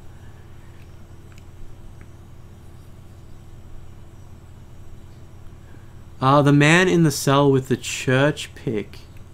Is he the guy who bangs his head against the wall? Because I saw his name. It was Japanese. I thought he was a guy you could summon later on. Anyway, let's just give up on that tonight. We'll say that for another night because that was silly. If I use the hunter's mark, it'll take me back to the lamp, right? We're not going to go to the fishing hamlet tonight because I need to level up more to do that. So that's fine. Yeah, Yamamura is the guy who bangs his head against the wall in the prison. The guy with the pick is a different dude. Well, where's... I think I've got the map file in front of me at the moment. I was sure that when I was checking out the map for this area, I was looking at the It's called the multi-confinement cell, multi-confinement prison, and it had a name for a guy in there, and one of them was Yamamura. I don't know. I'll have to go back and remind myself what I was looking at. Anyway, let's progress towards the Nightmare Frontier, the lecture hall, that is. The easiest way to do that is to go to... Where's the quickest way to get Tonsil Stone? Ah, here. Go straight to Hemwick Charnel Lane.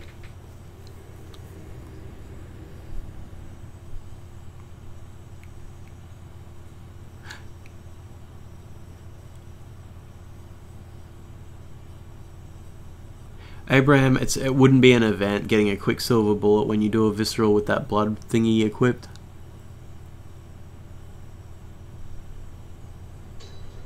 Yamamura is definitely in one of the maps somewhere. I saw him and I didn't know who he was. I asked JSF and he's like, oh, he's a guy you can summon and blah blah blah. And he was telling me about him. I wasn't really following completely. I thought Yamamura was like a known character or something in the prison. I guess I was mistaken about what I was looking at. I'm going to have to just go and look a bit closer at it sometime and get my head around what it is. You should be able to post links here, I don't know. Give it a shot and see what happens. Is this... Oh, Patches. I thought Patches would spawn here and give me the Tonsil Stone. Oh, you have to enter the Forbidden Woods to make him spawn, don't you? Yeah. Alright, quickest way to get to the Forbidden Woods is probably just to go to the password door, hey?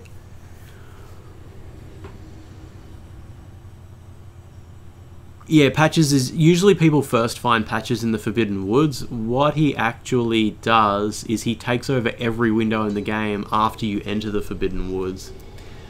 He's actually a global event that can happen anywhere in the game. I was looking at him when I was creating this mod.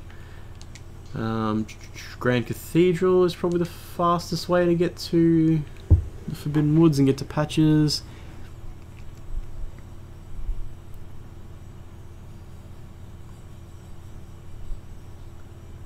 Yeah, nice. Mikolash is just saying, search Bloodborne wheelchair visceral on YouTube and you'll find that weird glitch in the multi-confinement prison.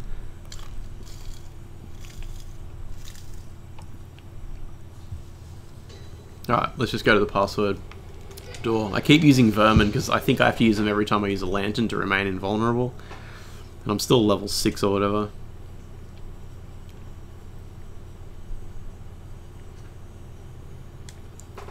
Yeah, like Stardust Soul just said, Yamamura is in the prison after Ludwig. He's in the first cell slamming his head into a wall. I thought that's who you meant. As in, guy with the church pick. Well, I don't know what the church pick is. Do you mean like the guy who invades and stuff? The guy who like invades the nightmare later and tries to kill you a couple of times? And kills Simon? Is that the guy who's got a church pick? Is that what that weapon is? Anyway, what was I doing? Oh, that's right, the door. Doesn't developer testing area exist? If it does exist, it was not left behind on the game disc or in any alpha that I have. Picking up the small hair ornament is probably an event. It's hard to say. Yeah, Brador has the blood letter. That's right. Now you say that, that reminds me.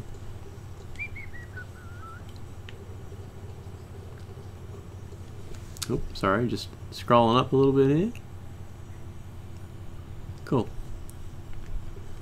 Church pick guys in the cell across from Grash are the enemy NPC. Oh, is that what the church pick is? I'm sorry, I don't know who that is.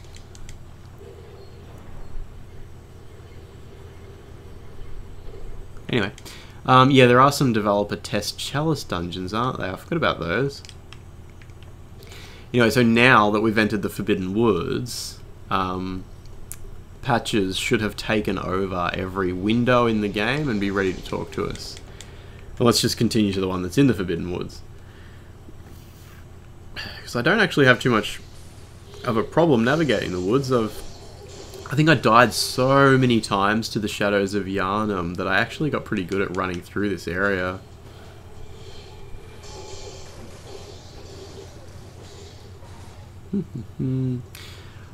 I haven't even begun to look at the Chalice dungeons yet. I'm interested to do some file swapping and maybe even find some that Zuli wasn't able to generate codes for.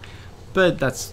I don't really assume that I'll be able to find totally different areas, but being able to explore the areas she did unlock, but with other changes like gravity and being able to look at the map files in detail, things like that will be really cool. I hope like the developer testing dungeons have heaps of developer notes left in them. That would be awesome. Have I found any evidence of physical entrances to Chalice dungeons from within Yharnam? Yeah, I'm pretty sure that a long time ago, Chalice dungeons weren't a totally separate area, but each area in the game actually just had a few layers of dungeon beneath it you would explore until you got to the bottom layer and fought a boss. I have a list of areas from the alpha version of the game, and they seem to feel that way. What am I doing? There we go. Every area has like Central Yharnam, or it's called something else, I think, and then it's got like Yharnam Layer 1, Yharnam Layer 2, Yharnam Layer 3, and then Yharnam Boss Depth or something. Hey, Senatus K is here. You actually made it to the stream. That's really good. I assumed you would be in bed, or I don't know, it's probably like 1,000,000,000 o'clock wherever you are. So sorry, there's like 1,000,000 comments here. Jump to the shadow fight without going through the front door and it'll disable their AI. I don't really have a problem disabling AI, it's all good. I wish there was a way to make Chalice dungeons manually. Yeah, it's a bit rough, isn't it? The Chalice dungeon generation stuff. So now we're going to go to the lecture hall. I sort of doubt that there's going to be a way for me to escape the lecture hall map easily without like... what did I do once? I deleted the main door and I think I deleted the item behind... Yeah, because if you delete the door and just walk through it, it doesn't take you to the nightmare. It's actually opening the door that triggers it. We gotta go Grand Cathedral. Cool. 3 AM, no work tomorrow. Yeah, it must be like, it's all holiday season now, isn't it? It's Good Friday, 9 PM here. So that's cool. How long have I been streaming? It should tell me if I go to like something. Ooh, why is my... I'm sure like previewing the stream at the same time. Have I looked at places like Church of the Good Chalice and Altar of Despair? I'm sure you'd enter dungeons through those areas. Yeah, really, I mean, it feels like that, doesn't it? There's not really any... I haven't really looked under the maps or like developer notes to see if there's any left behind map chunks with names on them. Do we know what's under the trapdoor in Bergenworth College building? Unfortunately, there's nothing under there. I deleted it once and there's nothing left. There was probably something there once. One thing that's interesting in regards to left behind areas or developer notes on areas is, you know, in Cathedral Ward, there's the big giant with the ball and chain on its leg, and then you continue down around the stairs and you find the locked door that is, everyone's like, yeah, that's the door that leads to the Cleric Beast fight. So that's what that locked door is. It originally would have opened at some point in development and taken you to the Cleric Beast back door. Yes, the dev notes are in Japanese. That entire room with that closed door is called Shortcut to Cathedral Ward Former. So they built that room, naming it, this is where the shortcut used to be. So that room used to be entirely different, and it is confirmed that yes, that room was a shortcut to Cathedral Ward. Even though we already confirmed it by like testing, yes, these doors link up and that, there are developer notes that also confirm that. Let's just use a vermin before I get killed by this guy. Meme textures.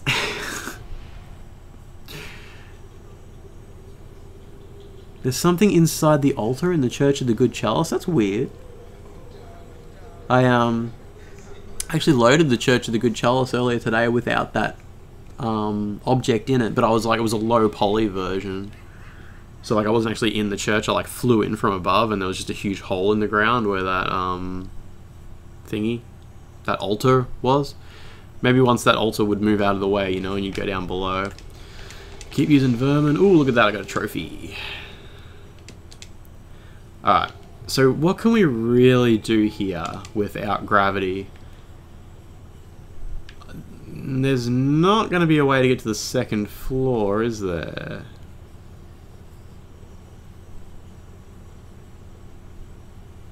I'm sure they learned after leaving a Heineken bottle in the trash texture not to screw around with memey textures. Hey, well, when it comes to meme textures, there's always the book that's called like How to Pick Up Fair Maidens or something like that, isn't there? Let's just go straight to the Nightmare Frontier anyway. There's not much we can do in the lecture hall. Yeah, Paul, I was just talking about the door behind the Cleric Beast and how the other side of the door is in Cathedral Ward and the whole room it's in is called Former Shortcut to Cathedral Ward. There's lots to say about that door, and I want to do a whole video dedicated to just that one door, and I think it would be kind of interesting, but there's unfortunately just more interesting stuff to check out first. Now that we're in the Nightmare Frontier, let's just go straight over here. Bonk. Straight over, and let's see if the, we can see the ship's masts already, so that's cool. See what happens if I drop down here, eh? Wait, can we, oh, Amygdala's not up there.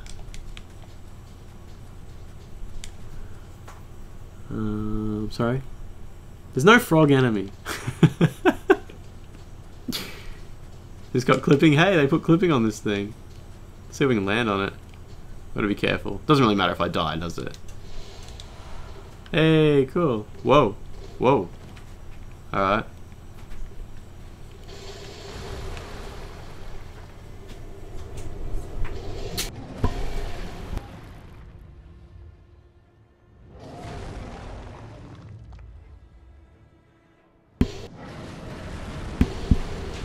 Oh, there we go. Sorry, I turned my microphone off for a second there. I couldn't work out how to turn it back on.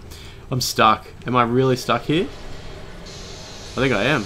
Oh no. It's alright, I can do this one. All good. No rush. It's all good. Sorry, let me just see what I missed in the chat there. Frog enemies. Yeah, one of the ship's masts actually has a flag spinning around on it. I got up really close to that once.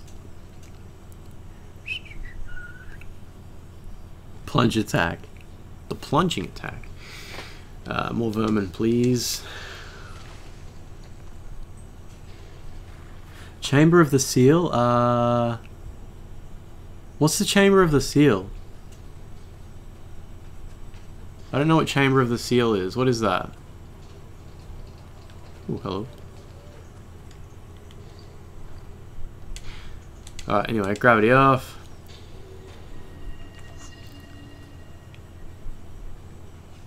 So let's just... I was gonna say let's run up to Patches while he's attached to the wall, but let's go down and check out the ship's masts and see how close we can get to them using no gravity. What's the lowest place on the map you can get to? Probably here, I guess, hey? Bam.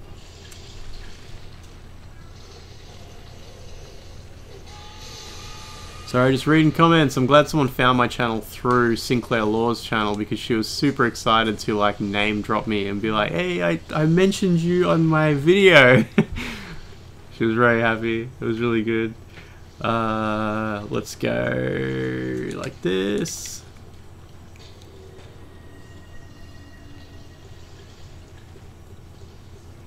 Alright, anyway. Let's check this out. Oh, what's the camera doing? Oh, the camera's really upset. Oh no! I've seen the camera do this before when I was using the debug menu. It's some state it goes into to focus on like falling. It thinks I'm falling out of the map and it's trying to like show me falling into oblivion. If I can just get far away enough. Oh, whatever. I mean, I need to be looking down anyway, hey. The camera is stuck in this position. You've probably seen like old videos. Someone made the game like Diablo mode by glitching out the ladder that leads to Dura. They're actually glitching out this camera mode where it thinks you're falling to your death. There's not really much to see here, is there? I once actually pulled these ship's masts out of the mist and got an up-close look at them. I posted that on Twitter, like a zoom in of that before, but this is pretty useless. You know, there's the ones that look like they're spinning around because they're just flapping in the wind. I also got a really up close look at the actual flags on the ships, and if you're wondering if there were like any meaningful insignia on them or anything, they're not. They're totally like just grey. They're just grey textures. So when you're in this camera mode, all doors get unloaded. That's awesome. So that's what you mean by death cam. Okay. And then once you've got that camera going on, you go run through a bunch of doors. Cool. Now that makes sense. I didn't really realize what you meant by death cam. I thought what you meant was like you would die, and then after you respawned, you'd quickly do something before the whole area had finished loading. So I mean, when it comes to Nightmare Frontier, other than those masts, is there much cool here to check out? I don't know. Get away from me. Let's go like this. Get away. That's all good. Whatever. I don't think I'm invulnerable. I think I forgot to use a moment again. I can't remember. They break the seal of the dungeons. There's a table altar in the chamber of the seal rooms. So when it comes to Chamber of the Seal, I guess I'm not actually that familiar with the Chalice dungeons. I kind of remember, yeah, there was like a room called that in each dungeon or something, but it's hard for me to remember. So I think people have done this before, but if you hit patches, I think he just falls down. Yeah. He dropped an item. That's cool. What does he drop?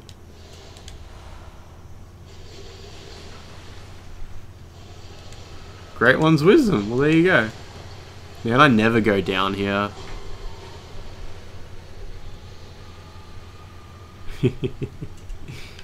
And then I guess, where am I now? Oh, I'm just out in this open field sort of area. Nightmare Frontier kind of sucks, doesn't it?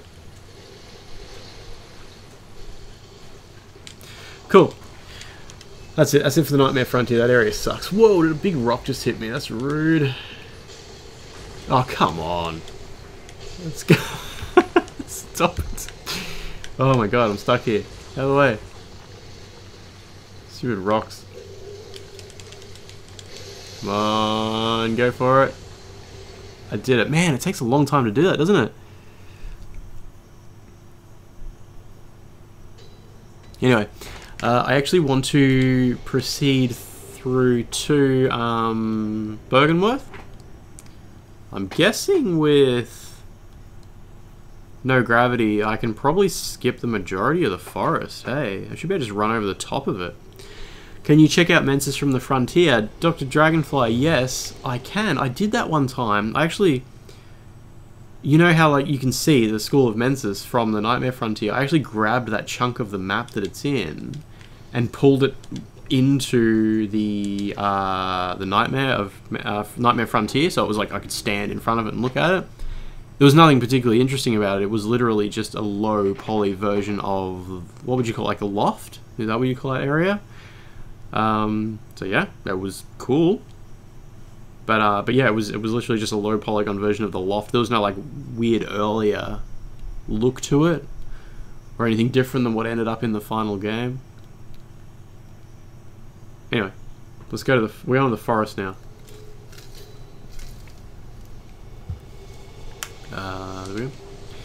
Behind the giant cathedral in Nightmare of Mensis. So from here, I should be able to just... Oh, get out of the way. Go like this, right? I should be able to just go behind this building and drop down. Someone said how... Our Fire Flame just said, how am I doing this without expensive hex editing? I'm doing hex editing. It oh, I had to buy 010 editor, which is just a hex editor, but that's just because I like that editor. They're ruining Bloodborne. That Alec is my brother. So if I drop down, where am I? I want to just drop sort of down into a later area of the forest. There's an item down there, so it must be a valid place. Let's go down there and see. What's this? It's pretty much where I want it to be, hey? Just a little further into the forest. Can you find the frog enemy?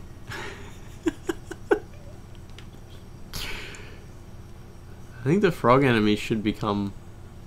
I think we can make that a thing. I think we can convince a lot of people that exists. Whoa, what is this? The windmill? Yeah, whoops. Am I going the right way? Like I said, I'm not bad at navigating the forest, but I kind of am when it's in this horrible update. Just go like this. What's that bonfire down there? Is that what I think it is? It's like... Oh, I hit a death floor. Cut to the chase. That's fine. Let's try it again. That was alright progress. We'll just go back down there again and run properly this time. It really doesn't take that long to run through the Forbidden Woods, so I might as well just do it properly. Just going to refresh this window for a sec, and I just got signed out of YouTube? That's weird. Anyway. Turn on invulnerability. Turn off gravity. Skip ad. There we go. Piss off. For some reason it won't show me how many people are watching this video. I think I have to be signed in to see that. Can you see that? Can you see how many people are watching? On Fextra they posted screenshots prior to release of a frog enemy. You know, on Fextra they post a lot of things. That's all I can say. There's my blood echoes. Are they just floating in the air? They are too. That's rude. Anyway, let's drop down here again and do things properly this time. Oh, 200 people. It was saying 88 before. That was why I refreshed and now it's disappeared. That's incredible. Oh, wow. I didn't realize there was so many people. Alright, let's just sprint. Is this the path? This is the road to the where I want to go, right? And I'm guessing it's going to be pretty easy to run over the top of the Shadows of Yharnam. Hello, Cleric Hater. Hater? Cleric Hater? Can you find it? The frog enemy? Can you find it and make a video on it? Show me this frog. Your frogs. Show me them. Bring me... I want your finest frog. Whoa, whoops. Alright, sorry, I'm just getting my head around where I am while I read chat. It's like I look away from the screen for a second, then I'm in the middle of outer space. I go over here. Yeah, Romanticore. I've actually seen some speedrunners glitch out. Like, I don't know that much about speedrunning tactics, but the Shadow of Yharnam skips, they get really weird. They do some weird stuff with that. Yeah, I think if we can just all take the frog enemy very seriously from here on, I think we can make that a thing. Is the shadow fight just over here? Yeah, it is. There's a fog gate there already, but I should be able to just run over the top of it. If I'm lucky, the other side of this fog gate... I'm not lucky. I was thinking it would be part of this map and would be loaded. Hey, I didn't hit the dummy trigger. Is this going to be here? Ah, it is there, damn it. It's alright, we'll go trigger the boss and just kill him. Whatever, it doesn't really matter, does it? They're pretty easy to kill, right? Or I'm pretty low level, though. Ah, this won't take long at all, this is fine.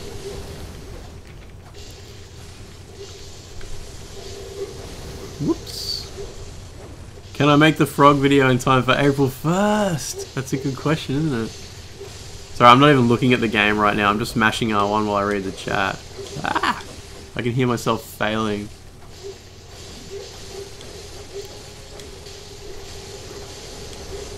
It's not loaded. If you run down here in Death Camp, it's impossible to get past that gate. Okay, so that gate must be the border of the forest map, the literal border of the map file. I could sort of see through the fog gate, though. Yeah.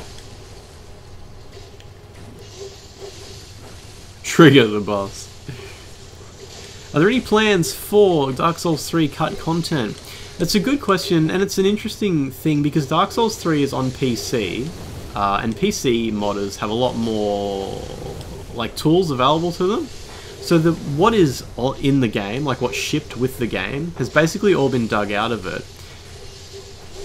What I have is I have an alpha build, so I need to explore that more and check out the maps that aren't in the final game. So that's some stuff I could make some content from. What I also have is, I think I have a lot of skills with editing the events in Dark Souls 3 that other people don't seem to have like worked out yet. I contacted the guy who does the Limit Breakers YouTube channel, which if you haven't watched is really good and really funny. because he had a massive series of videos trying to figure out what the mystery crab in, you know, that dungeon in Dark Souls 3 does. You know, there's that one crab that doesn't attack the player, or it does, but it just follows you around, follows you forever, or something like that. And he had all these videos trying out millions and millions of things. And I messaged him, I just said, why don't you just look up the crab's ID in the event files and see if there's any events related to it. And he didn't know. He was like, well, I don't know anything about those event files. And then on Reddit today, some guy was talking about editing Bloodborne, and I was like, I'll check out these events I created for anti-gravity.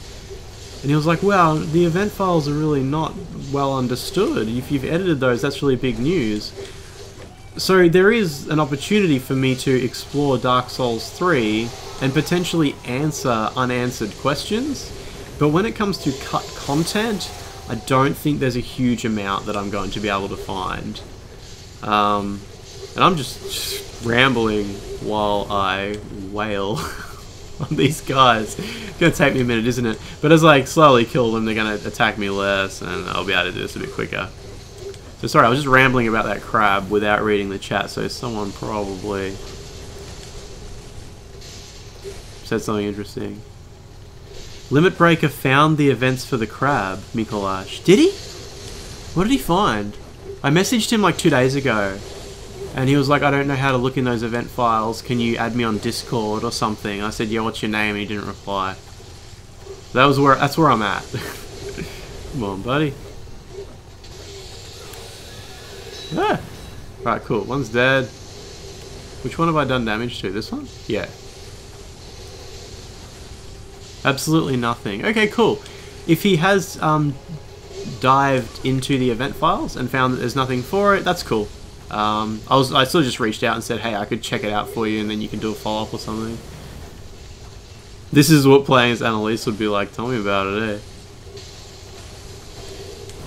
There is a scholar in the lecture hall who just sits on the chair and never attacks. You know, you're right. I think I've seen that guy. I should check him out in the map file and see if he has a special name or something. And you know, there's that bird in Hemwick that doesn't attack you as well. I should check that out too. Why does this guy keep ducking away? Stop it. Attack me. Attack me, you coward. Let's just kill this one instead. Well, now he comes. Is there a way to find a hidden enemy?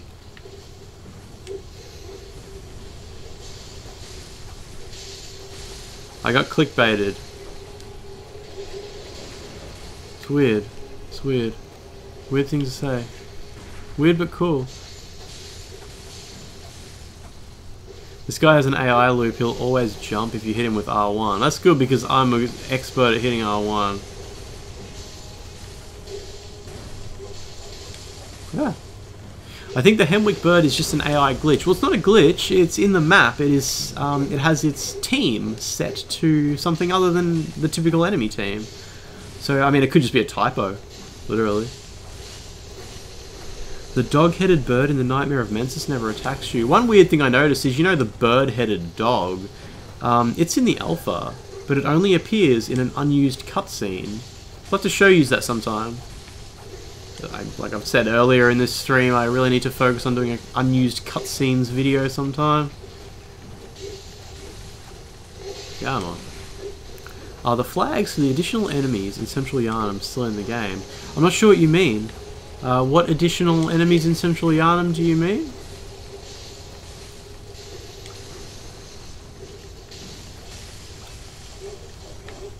Come on. Yeah, I was watching Limit Breaker's video about the little crab. And, yeah, it's like a wholly unique enemy. It has its own NPC parameter. Doesn't share it with the other crabs or anything.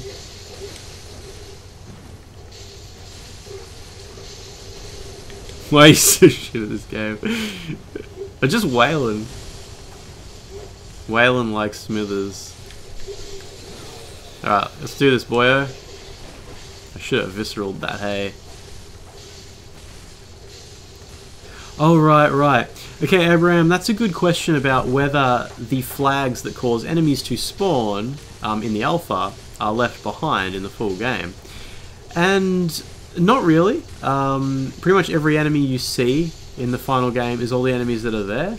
There is a Father Gascoigne, not a summonable Father Gascoigne, but a real, proper one, who is friendly, who you can cause to spawn in one area of Central Yharnam. He's just been left there for some reason, and he's totally disabled unless you change the flag. However, the little fences from the alpha that prevented progress in the network test are still there and can be turned on by editing flags. Anyway, that took a minute, but that gave me some time to talk about some stuff I wanted to talk about, so that's cool. Anyway, so here we are. We're finally in Byrgenwerth. Yeah, Fextra is obviously full of rubbish. No, it's not. It's not fair to say. The amount of effort that's been put into the content on Fextra is really good. Come on. Ah, get away from me. I'm not even fighting this guy. Let's just get away from him. It's fine. Forget you, clown. Alright. So now I can go back to reading the chat for a second. Will I show you the boss rush dungeon? So I know Zuli and maybe Sanad SK has spent a bit of time on the dungeons. I'm sorry I haven't spent any time on them at all yet. I just haven't had time. So what made you first want to look into Bloodborne's latest content? Seems like a tedious project. As well, I looked into Bloodborne because it's my favourite game. That's all there is to it, and I wanted to know more about it, and I had the skills and tools to do it, so I did. And that's where we're at. See if you die to Frenzy. Nah, there's no way I'll die to Frenzy. Alec just said, can you drop straight to Rom from here? Yeah, you can. There's a speedrun trick where you like get up on this ledge and just drop in the water and get straight to Rom. Now, while we're in a half-loaded version... no, there's nothing under that trapdoor still, I don't think. Just drop down here. I don't think I'll die to Frenzy. Because the invulnerability isn't a hack I've created, it's actually a feature that was built into the game. I'm pretty sure there's nothing that can kill me. Maybe a death flaw. That's about it though, I'd say. Any hint on what the next video will be on? My next video will be on the Hunter's Dream. I want to show you the alpha version's music for the Hunter's Dream. Sanad SK just uploaded a video on changing costume. I want to have my own try at implementing that. And I want to show everyone a cool free camera look of the Hunter's Dream from far away, a nice zoom out. So that's probably what my next video will be about. Any more questions here for me to answer? There's nothing interesting up here to check out, is there? I think I've been up here a million times before. Let's get the Lunarium key. Is that choir lady? Bammo! Is that dodge? That was terrible. Alright. What happens if you drop into Rom's boss fight from out of bounds? The boss fight just starts completely normally. Let's turn off gravity and go for a run just for fun. Oh, come on. Did she just come? Oh, she comes out here. I didn't know that. I don't want her to knock me off. I'm not ready to start the fight yet. Come on, lady. I actually thought she would stop here because that's where the fog gate exists. Use it quick, quick, quick. There we go, got it. Forcing the frog meme isn't going to make it funny. I'm pretty sure I'll be the boss of what makes things funny. Alright, here we go. We're off to the moon. See, why bother breaking ritual secrets when we can just have audience with the moon ourselves? That's not really how the lore works, is it? So what do we got out here? Well, that's the windmill from earlier. And that's the deep dark void. Do you think we could actually run to the moon? I think... sorry, I'm just reading. Frog enemy on the moon. Yeah, I hope that... Does she really drop into Rom's boss fight? Because that would be hilarious. I'm killing Rom's vibes. Let's drop in from here. Damn it. Well, that was worth a try, wasn't it?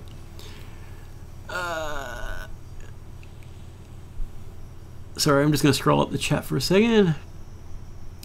What the tree-like things in the Hunter's Dream are. In regards to lore, it's hard to say. They're called shrines internally. They are probably like meant to make you think of like multiple dreams around you covered in... You know how when you die at the end of the Yharnam Sunrise ending, I think it is, it adds an extra tombstone to the Hunter's Dream. I think it's sort of meant to make you feel like there have been millions and millions of tombstones added. So many that there's multiple Hunter's Dreams all around you that are just full of tombstones. I think it's meant to give you that feeling, maybe. But I don't know. Should we kill Rom? We might as well kill Rom. Both she and the Garden of Eyes will drop down, but they'll die. Abraham, you're just saying there's a third track in the alpha, by the way. The main menu music, very similar to the final version, with synth vocals. You're exactly right. I've already uploaded it. It's just unlisted, and I'm keeping it unlisted until a week goes by that I don't have anything else to create. It syncs up perfectly to the intro CGI, so I just synced it up to that, and yeah, it's cool.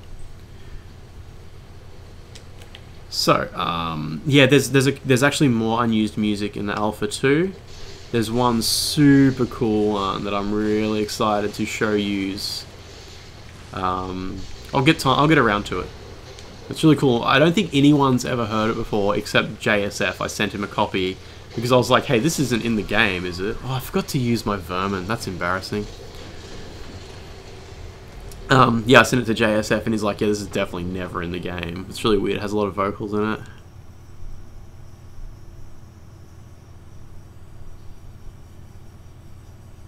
I wasn't actually very impressed by Untended Graves because I'd already seen it in Bloodborne. Yeah, I get it. Will I throw up the MP3s of the alpha or just videos? I'll definitely throw up the MP3s. Unfortunately, the MP3s are super low bitrate. So pretty much what you hear in the YouTube videos is what you're going to get. But putting up the MP3s will just make life easier for people. It's a bit...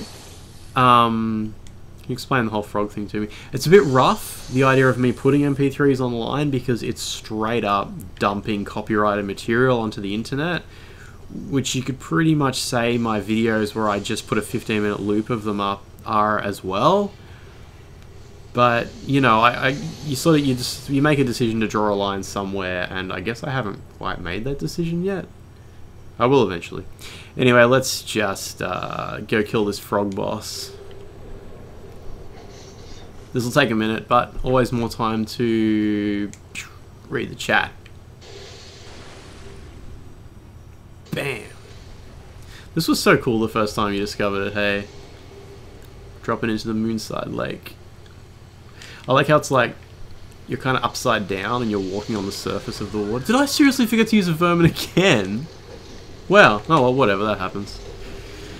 Never mind. I can't believe people are up at like 5 AM watching this. But then again, there's no work today for you. Is it Good Friday, like everywhere? Probably. Yeah, you were gonna say you forgot to use the vermin. But you probably didn't say, or you did say, and I wasn't reading the chat. 7 AM, that's alright. Once the sun comes up, open a window, you know, you'll wake right up.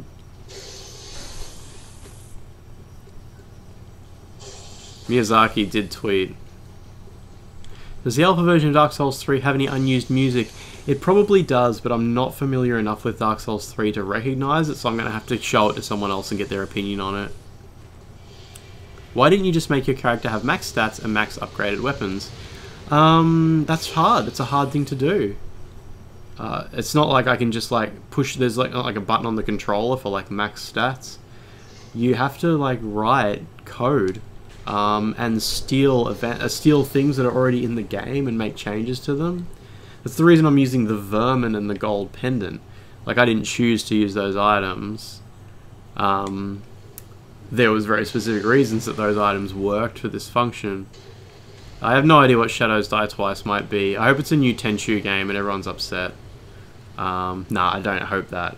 Where's Rom? Oh, there it is. I thought I'd caused some problem when Rom hadn't appeared. Does Rom take... Yeah, Rom takes less damage from the... okay. I just realised my invulnerability's not working. Okay. There must be a... I used my vermin as soon as I spawned. Oh no, maybe it's not working. Do you think that's right? I think there must be something wrong. I've done something wrong and now my vermin's not working anymore, because I noticed when I used it, it didn't give me a gold pendant either. I think I have. Oh no, because it does that. It shows me inventory max. Do you think it's possible that the invulnerability doesn't work on those enemies? Let's just see if this thing will kill me now. That's weird, hey? Oh, you're right, Ray Raven. I bet you're right about transitioning to the boss fight must recreate your character. That must be it. That's cool. That's cool. Alright. I bet you're 100% right. There's not even any use speculating. That's exactly what's going on here. Transitioning to ROM's area it does load a new map. Like, we know Moonside Lake is a separate map. It must count as a warp rather than just, you know, traveling through a hallway. Like, because you can go through a corridor to another map and that works fine. But obviously the warp that happens here doesn't work. Welcome to the real world where your life bar matters. I've finished this game hundreds of times, it's fine. Cool, you're right, it probably enables invincibility so that you don't take damage there, and then re-enables vulnerability so that you do take it in the boss fight. It totally makes sense. And now we know. That's what's the mystery of the game solved.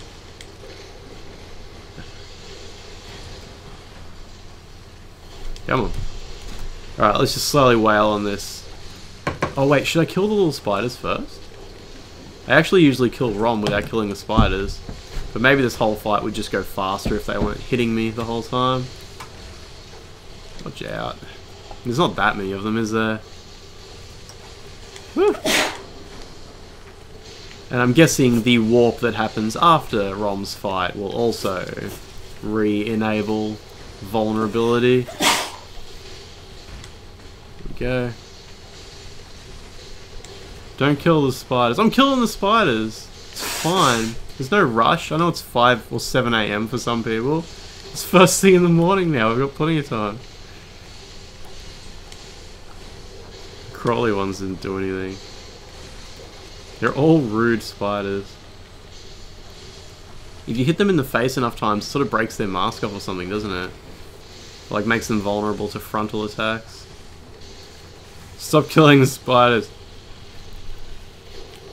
Maybe you should use R2. I'm definitely not using R2. This is R1 only run. Ugh. No, I'll do whatever works fastest. Or easiest. Easiest is the key. More spiders will just spawn. More spiders just spawn in the second phase, don't they? But like then once that happens, they're all dealt with. There we go. It's almost 2 at noon. 2 past noon? Is that what you mean? That's a good time of day to be watching YouTube streams. Kill the frogs first. Alright. R2. Blammo. 71. Does thrust mean like hold R2 or just tap it? Does tapping count to run off? Yeah, I think it's faster to use R2. Why does it keep running away? I haven't picked up any items this whole run, have I?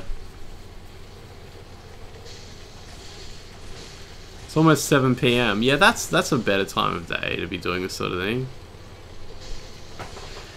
Hidden Rog boss.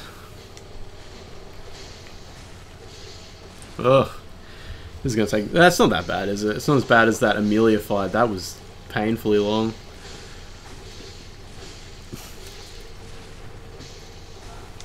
Here we go.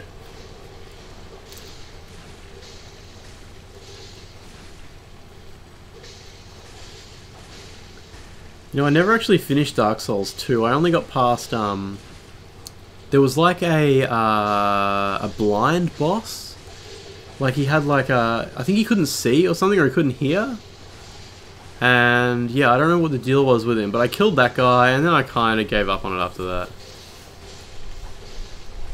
Just upload a 20-minute video of frog discussion. What are you doing? Get out of its face.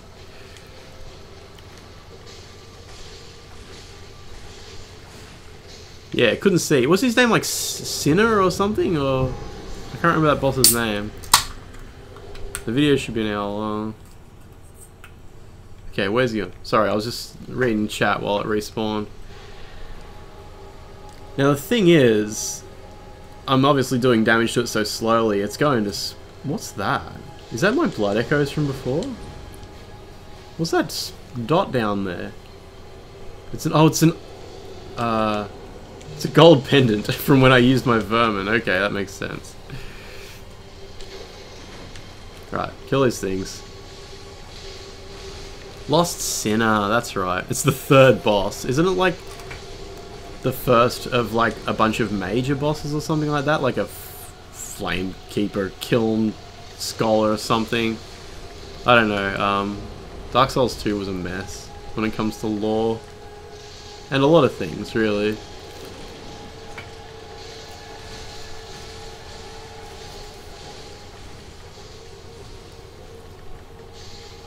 Lost Sinner is a major boss. Yeah, I'm pretty sure I killed like, what, 4 or 5 bosses before getting to Lost Sinner, maybe? But it's hard to remember. I played that when it first came out. Ah!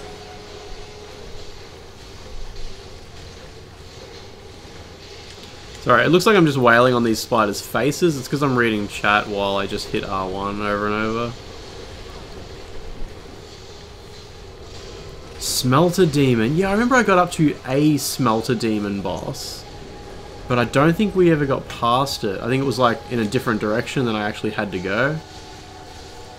It's sort of, sometimes it's hard in my head to remember Dark Souls 1 and 2, like what was what. I did finish Dark Souls 1, but even that was a fairly long time ago. Dark Souls 3 I remember pretty well, even though I've only finished it once and haven't done the DLC yet.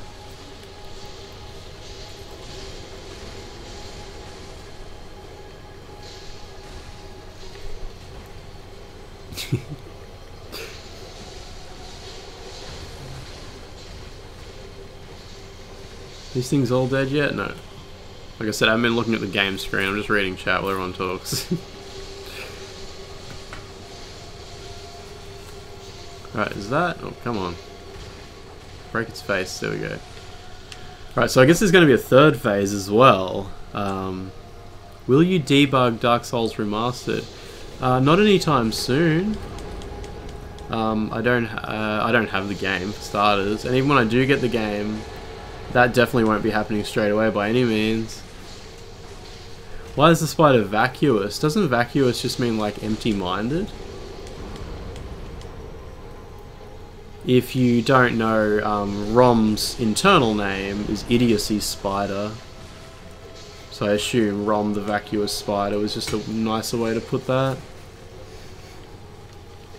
It's the lore about like Rom is truly enlightened, but you know, just the idiocy is a facade because true enlightenment need not be shared or something like that. Something I can't quite remember. And I remember the Japanese translation of that was very different too. Ugh.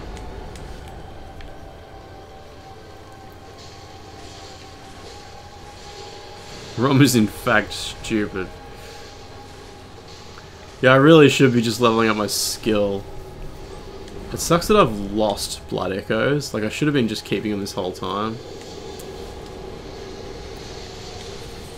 Wow, I can't believe I haven't even done like half its health bar yet. It's alright, once I get to the final phase of it, I'll be able to just wail. It'll be fine. There is a third phase, right? I think there is.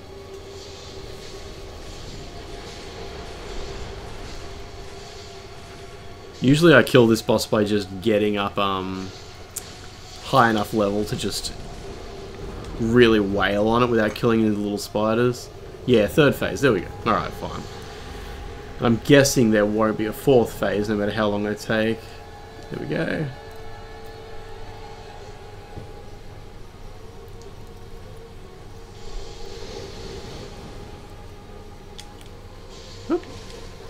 So once I kill Rom, I guess we're going to be going into Yahar'gul and just have a bit of a look around. And then, should we just go straight into the Nightmare of Mensis and have a bit of a look around there and we'll call it at that? Whoops. Obviously, my intention was to have a save file, just with like everything sort of done towards the end of the game. But I kind of just wanted to do, like, this is basically me creating that save file and I thought it wouldn't hurt to just do that on Livestream. So you get to see the boring bits too. Because I would have had to do this anyway. Now I get to read your comments while I do it.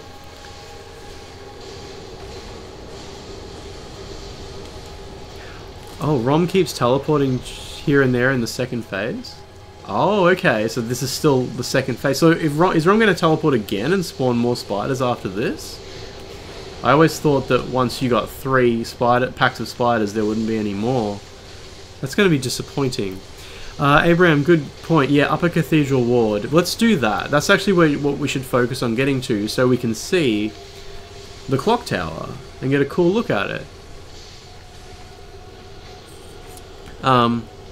That's way more interesting than Yara Ghul, the Nightmare of Mensis, to be honest. We've got to go to Yara Ghul to get the key to Upper Cathedral Ward anyway, so it's all good. Alec is yelling at the screen to attack Rom. I'm enjoying too much just reading comments and wailing. Just wailing. There's no rush. What's the rush? I'm sure if someone wants, who can't watch the stream, they can message me and I'll send them a link to the we call it DVR or video on demand version of it. It's fine. Rom is a she. Yeah, Rom is a woman.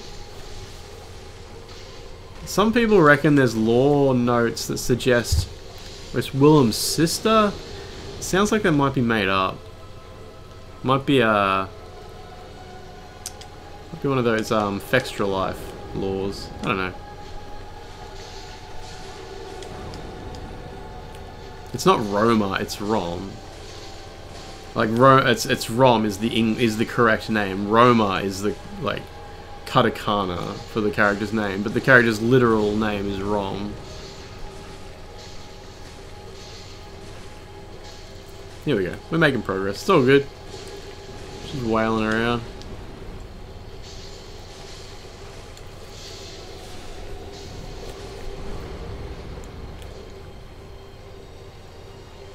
Woo! Celestial Emissary body model somewhere on Cathedral Ward map.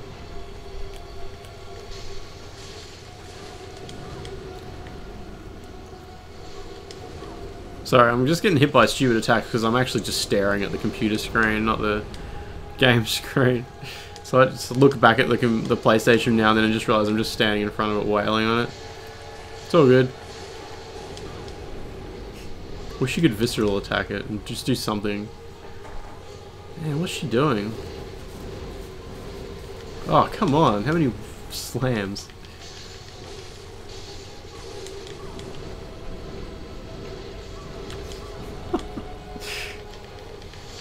Yeah, do that. That's fine. Just let me do some damage while you're charging up. Oh, come on.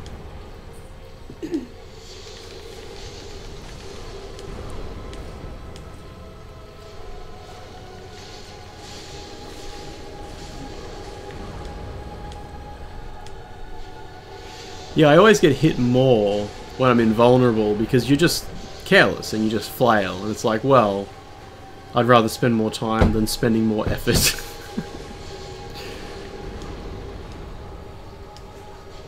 Yeah, I've got Neo, but is that how you pronounce it? Neo? Neo? N-I-O-H? I've got that, I haven't played it yet. I've got like the complete edition or something like that on PS4. Which apparently is a very, very good game. But I've heard it's not open world, which for me is like a really big appeal of Dark Souls and Bloodborne. The interconnected world and how there's always that cool reveal when you realize how interconnected the world really is, somewhere around like the final act. And I think if Neo is just level based, or like, you know, go from map to map, it sounds like it would lose some of that appeal. I'm personally not a fan of Neo. I like the Surge. Surge was a good game. I think people, like, obviously were apprehensive about it because the developers made that apparently very terrible Lords of the Fallen beforehand. I never played that. But yeah, the Surge is good. It's a good game. Which I didn't finish because I really should have finished it. Come on.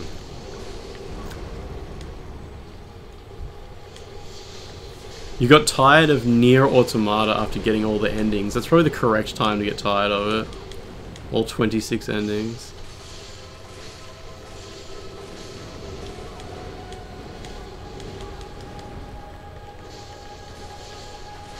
Mission based. So is it kind of like Metal Gear Solid Peace Walker, where it is a large interconnected world, but you kind of pick a mission and go to a kind of closed off area to do it or something? I don't know. I mean, I want to know. I should just play the game. But, you know how it is with games. And having millions of them. You haven't started yet. Alright, ritual secret. Broken in a second. Bam, in the face. Alright, cool. Neo has 3 enemy types. Alright, where's Yharnam? There she is. So I'm guessing, yeah, after this warp event, it's going to turn off my invulnerability again. So yeah, let's just go straight to the Upper Cathedral Ward key and go use it. Am I actually... You know, I think I'm going to have to kill... Nah, I shouldn't. I shouldn't have to kill the blood-starved beast to get to Upper Cathedral Ward, surely. Even if the door's not open, I should be able to use no gravity to get up there. I was just reading about Pyramid Head in the chat. I got the trophy for absorbing the most damage. Yeah, it was good. Alright, let's go for this. Let's just get that key straight away.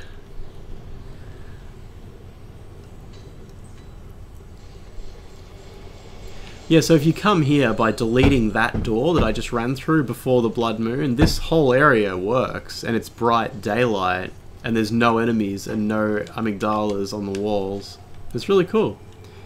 In fact, let's just go right ahead and turn off gravity here, if this guy won't hit me. There we go. Oh, he hit me too soon? Is gravity still on? Oh my god, did I lose my item? No, I didn't use my item, that's alright. Let's just get away from these guys. Sorry, I'm just trying to run away from these guys. Let's not get shot by the guy in the wheelchair. Quickly, use the pendant. There we go, very good. Get away. Alright. So I was kind of just going to see how much of this I actually can skip. Not that I need to skip much if I'm just here to get the key anyway. Alright, here we go. Ooh, look at that, that's cool. Alright. The key is just here, isn't it? Yeah. That's weird how that little chair loads. It's funny. Look at this place. It's going to be really good to spend some time, in my own time, putting together some cool footage. Some boundary breaking, if you will. That's the word for it. Where's the little gap in the fence? It's here somewhere, isn't it? Bam. There it is. You see it loading already. Oh, no, it's not there. Where is it? Oh, whoa, heaps of enemies just fell through the map and I got like a billion blood echoes. That's cool. And the gate's up here somewhere, isn't it? The gap, not gate. There it is. Drop down. Excellent. Sorry, I was just trying to read the chat and there's like a million enemies. Ah, don't fall off the edge! No, no, no, move, move, move. Get out of the way. This is where I need to be, there we go. We got this thing. Off the choir corpse who's been imprisoned by the school of Mensis. It's pretty cool lore if you think about that. Get out of the way. It's just wailing. There we go. So now we've got the key. Let's just... Oh, I'm always pushing the wrong buttons, aren't I? They coming for me? Yep, they missed me. Alright, good, good. Okay.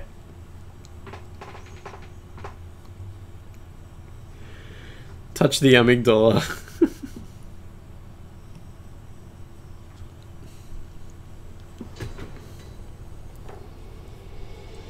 So someone was just saying you can buy... Oh, look at these warp chairs. Yeah, the old warp chairs that got cut from the game. There they are. Hey, that's all that's left of them.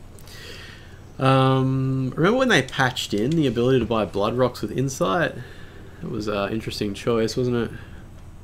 That's all good. Isaac just said, so what's your goal with this stream? I think we're sort of going to end it somewhere in Upper Cathedral Ward. So let's head there, have a real good look around. I think the best way to get to Upper Cathedral Ward without killing the blood-starved beast is going to be to use a gravity hack from somewhere up here.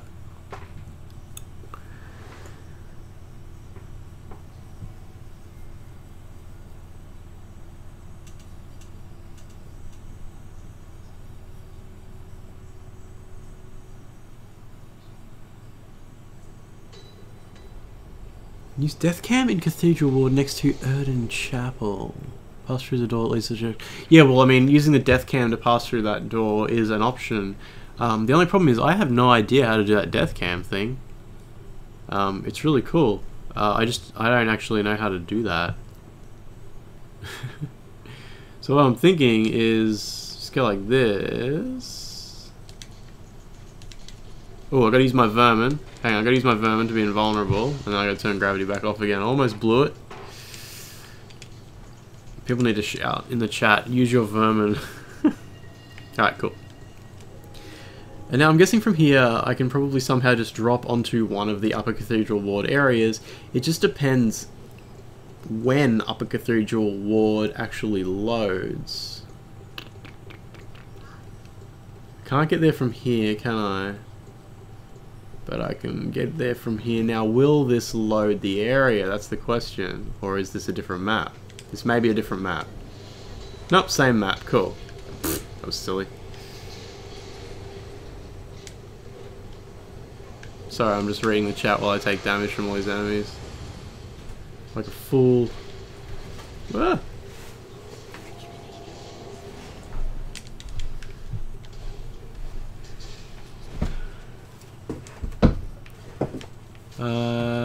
Right. I think I go... No, left. And in here. Cool. We're at the choir. I always call this place the choir, but it's because that's the name of the trophy you get when you arrive here.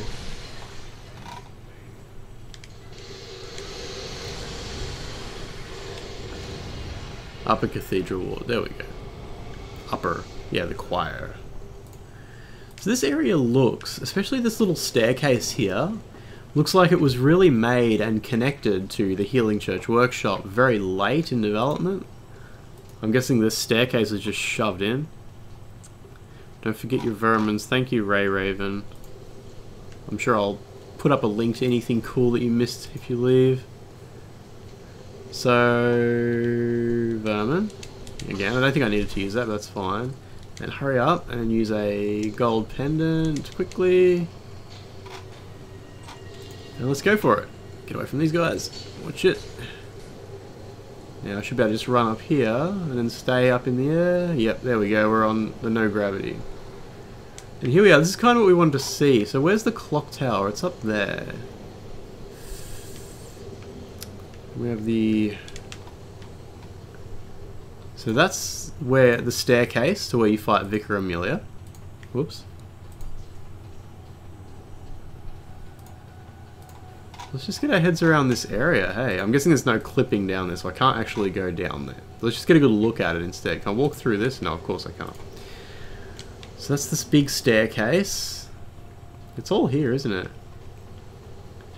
Up to the Grand Cathedral, and the doors are shut. There's some weird statue at the front of the Grand Cathedral. Oh, it isn't. It's an Amygdala statue. I don't think those are there in the final game. Sorry, I'm just having a look. There are two clocks. So there's two clocks. So there's obviously the celestial dial up above my head. It's a little bit out of frame. Then there's the clock tower a little bit back there.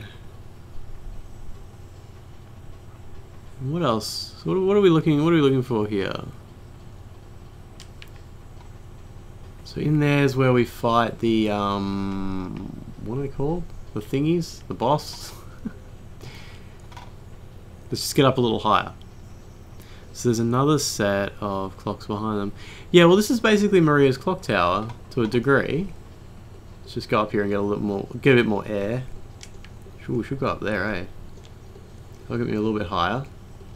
It's not high enough to get in there, though.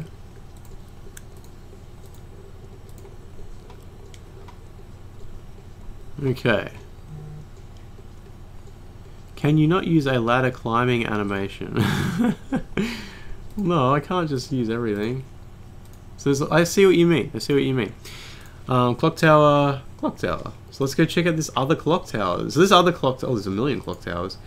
So these other clock towers never actually make visitable appearances in the games, do they? This isn't like where the research hall is or anything like that, is it? I guess not.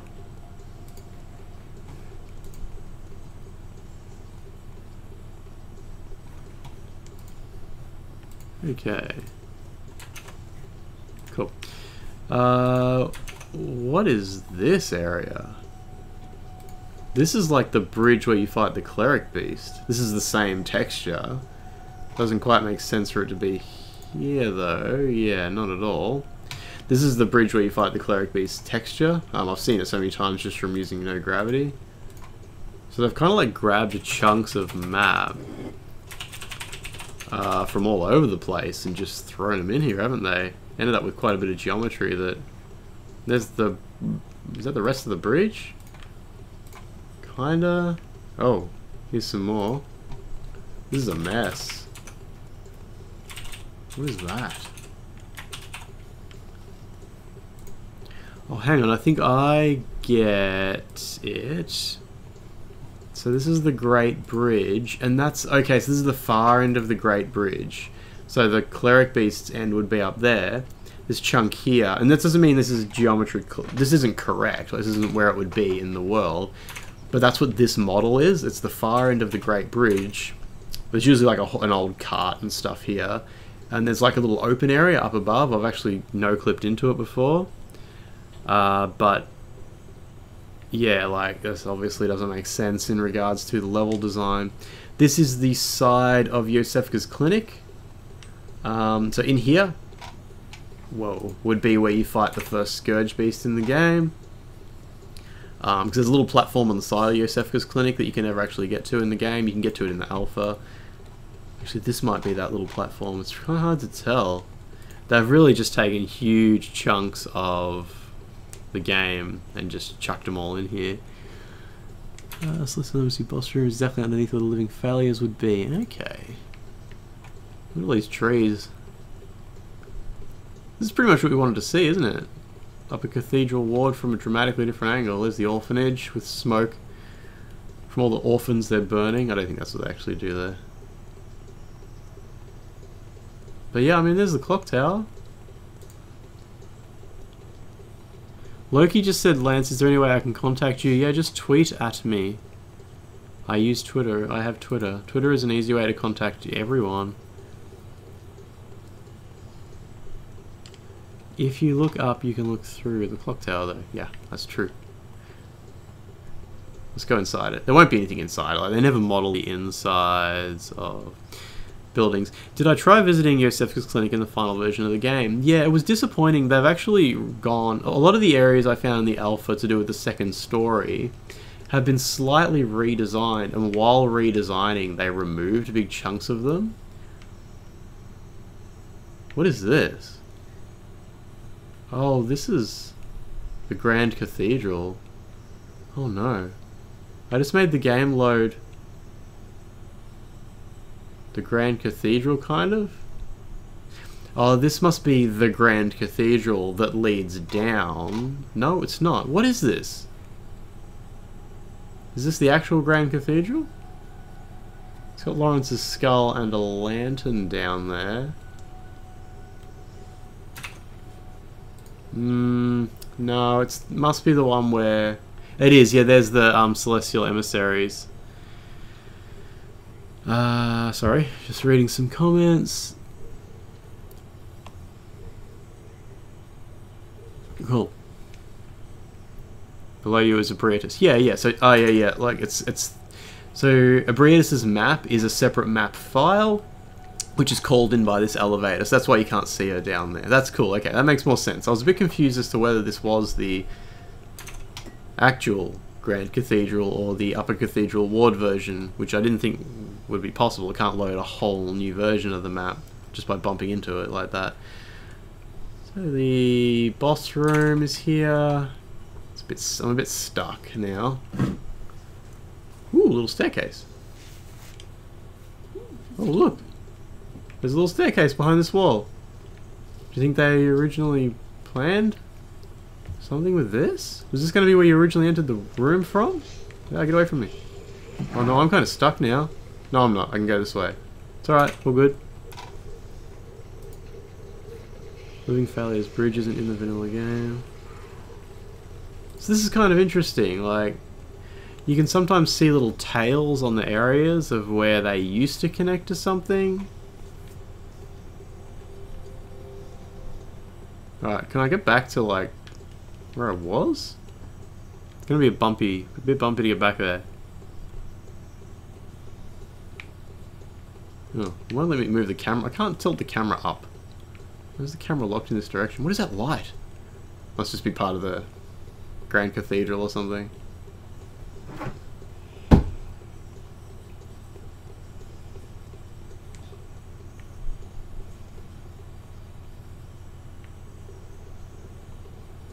This is weird. Someone said what happens if you load multiple bosses. I'm not sure, I've never tried it. It's sort of like, once you leave one boss's room, the whole boss event kind of stops, but you do still get the health bar at the bottom. So I should try engaging another boss and see if you get 2 health bars. The game obviously does support the whole idea of 2 health bars. I'm kind of lost. Let's go this way. Wait, no, that's the Grand Cathedral. We're not going that way. Maybe I should go that way. Let's go this way. Ah, so that's the light in Abriatus's room. I can't drop down though because it won't actually load her map that way. You have to go through the elevator shaft to do that. The Altar of Despair is actually a separate map file. Don't think it's worth trying to turn off gravity here and see if I land in there, because map files won't usually load just by colliding with them. Alright, let's keep going for a bit of a run.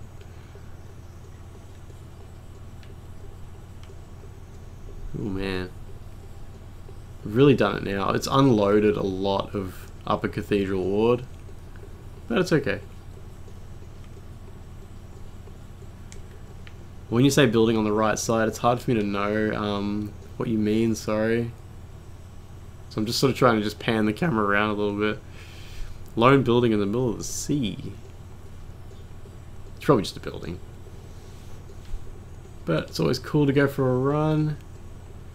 This thing. Oh, it's just a spire. Oh, this thing. Oh, here we go. It's going to take a while to get to, isn't it? It's almost like it's part of the skybox. It's not, but it's most likely entirely featureless.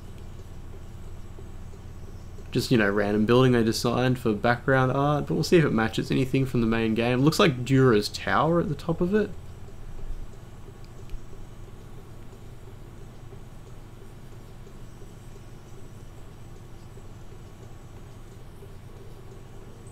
You can see what this is.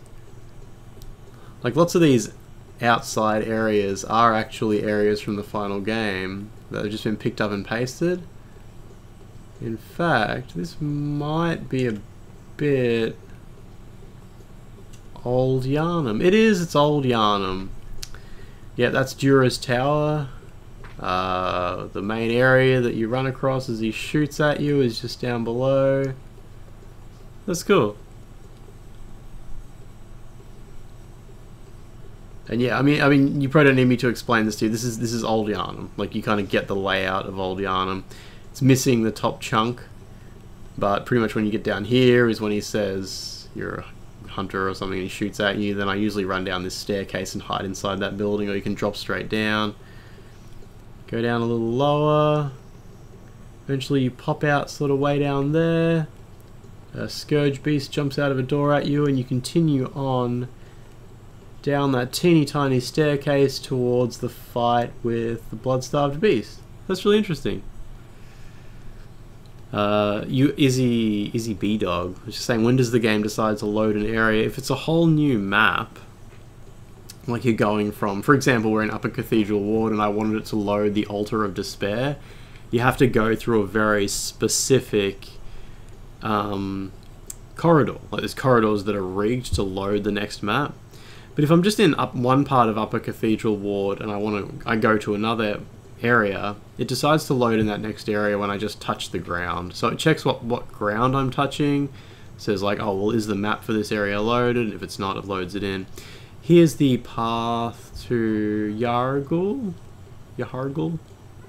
Not quite all loaded in, but you can see like you run down those stairs. There's the plaza where you encounter a couple of reasonably tough hunters. Oh, there's the old abandoned workshop right below us.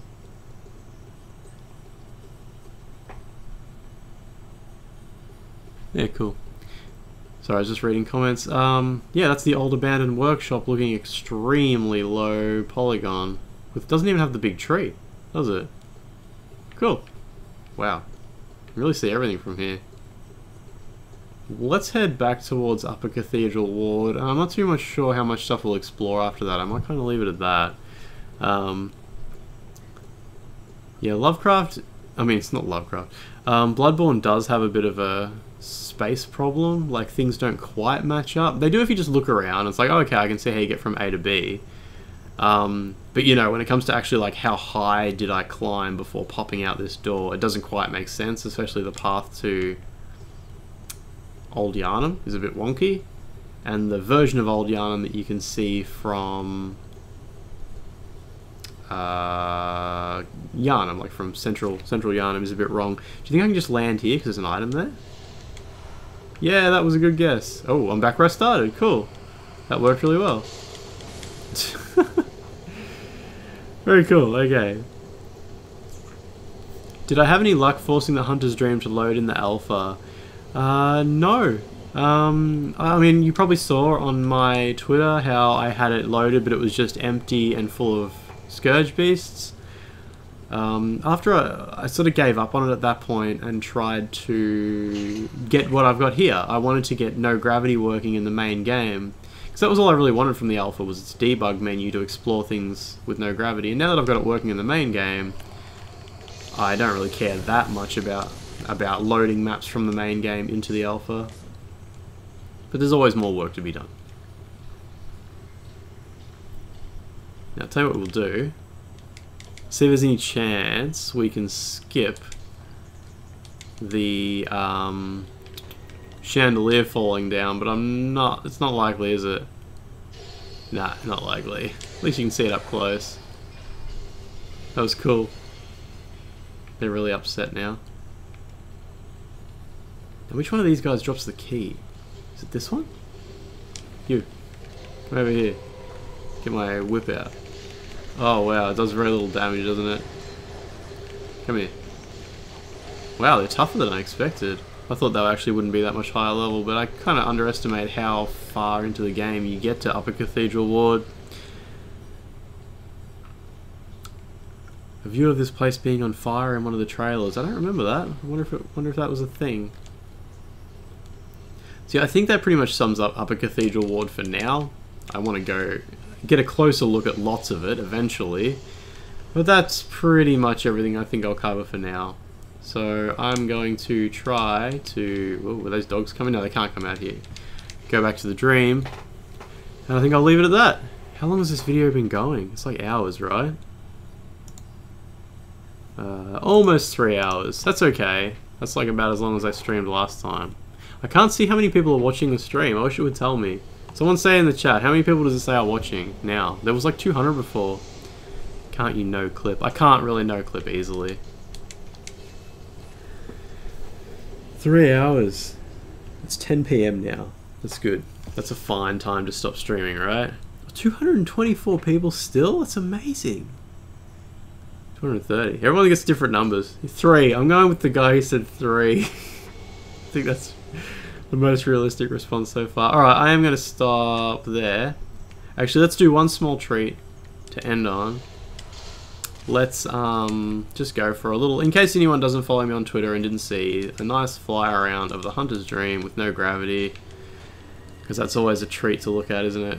I'm not running over to those pillars because it takes a million years and I can't get to the top of them from here anyway, so you have to wait for me to do that in a different video. But to get out of the Hunter's Dream, you have to run into the boss arena, and then you can run out of bounds. There we go. So look at that, isn't that cool? Right, I should stream more often, but it's really hard. This is the Hunter's Dream, looking cool. I don't even know what the quality of this stream is like. It's like 3.5 megabits, so for all I know, this is just a smeary mess. But it looks good to me. That's all that really matters. Oh, hey, you can see like the road that would take you to, like that you would enter the old abandoned workshop through. Oh, not quite, not quite. I guess it would kind of have been down here, hey. That's cool. Go visit Flora. Flora's not there. There's no Flora. There's no moon presence. It's not spawned into the map until the event occurs. But we can go here. And you can't get out of here. You have to use no gravity to get back out. Alright, I'm going to leave the video there. And I don't know if I'll make this stream public in the end. It might stay unlisted, but if anyone wants a link to it, just ask me on Twitter and I'll send it to you, and you can take screenshots or make GIFs from it of weird things you saw or something like that, so that's fine. Where is the moon presence located in the map before spawning? I don't think it's located in there at all. Enemies can be completely disabled. Unlike the Cleric Beast, which is actually just waiting behind a wall in Central Yharnam before it spawns, and Father Gascoigne's wolf form is just floating under the map. I don't know if the moon presence is anywhere. So anyway, I'm going to leave it there. Thank you all for watching, and yeah, send me a message on Twitter if you want a link to this stream after it's finished to make GIFs or take screenshots from or something like that. I'll talk to you all later. Goodbye.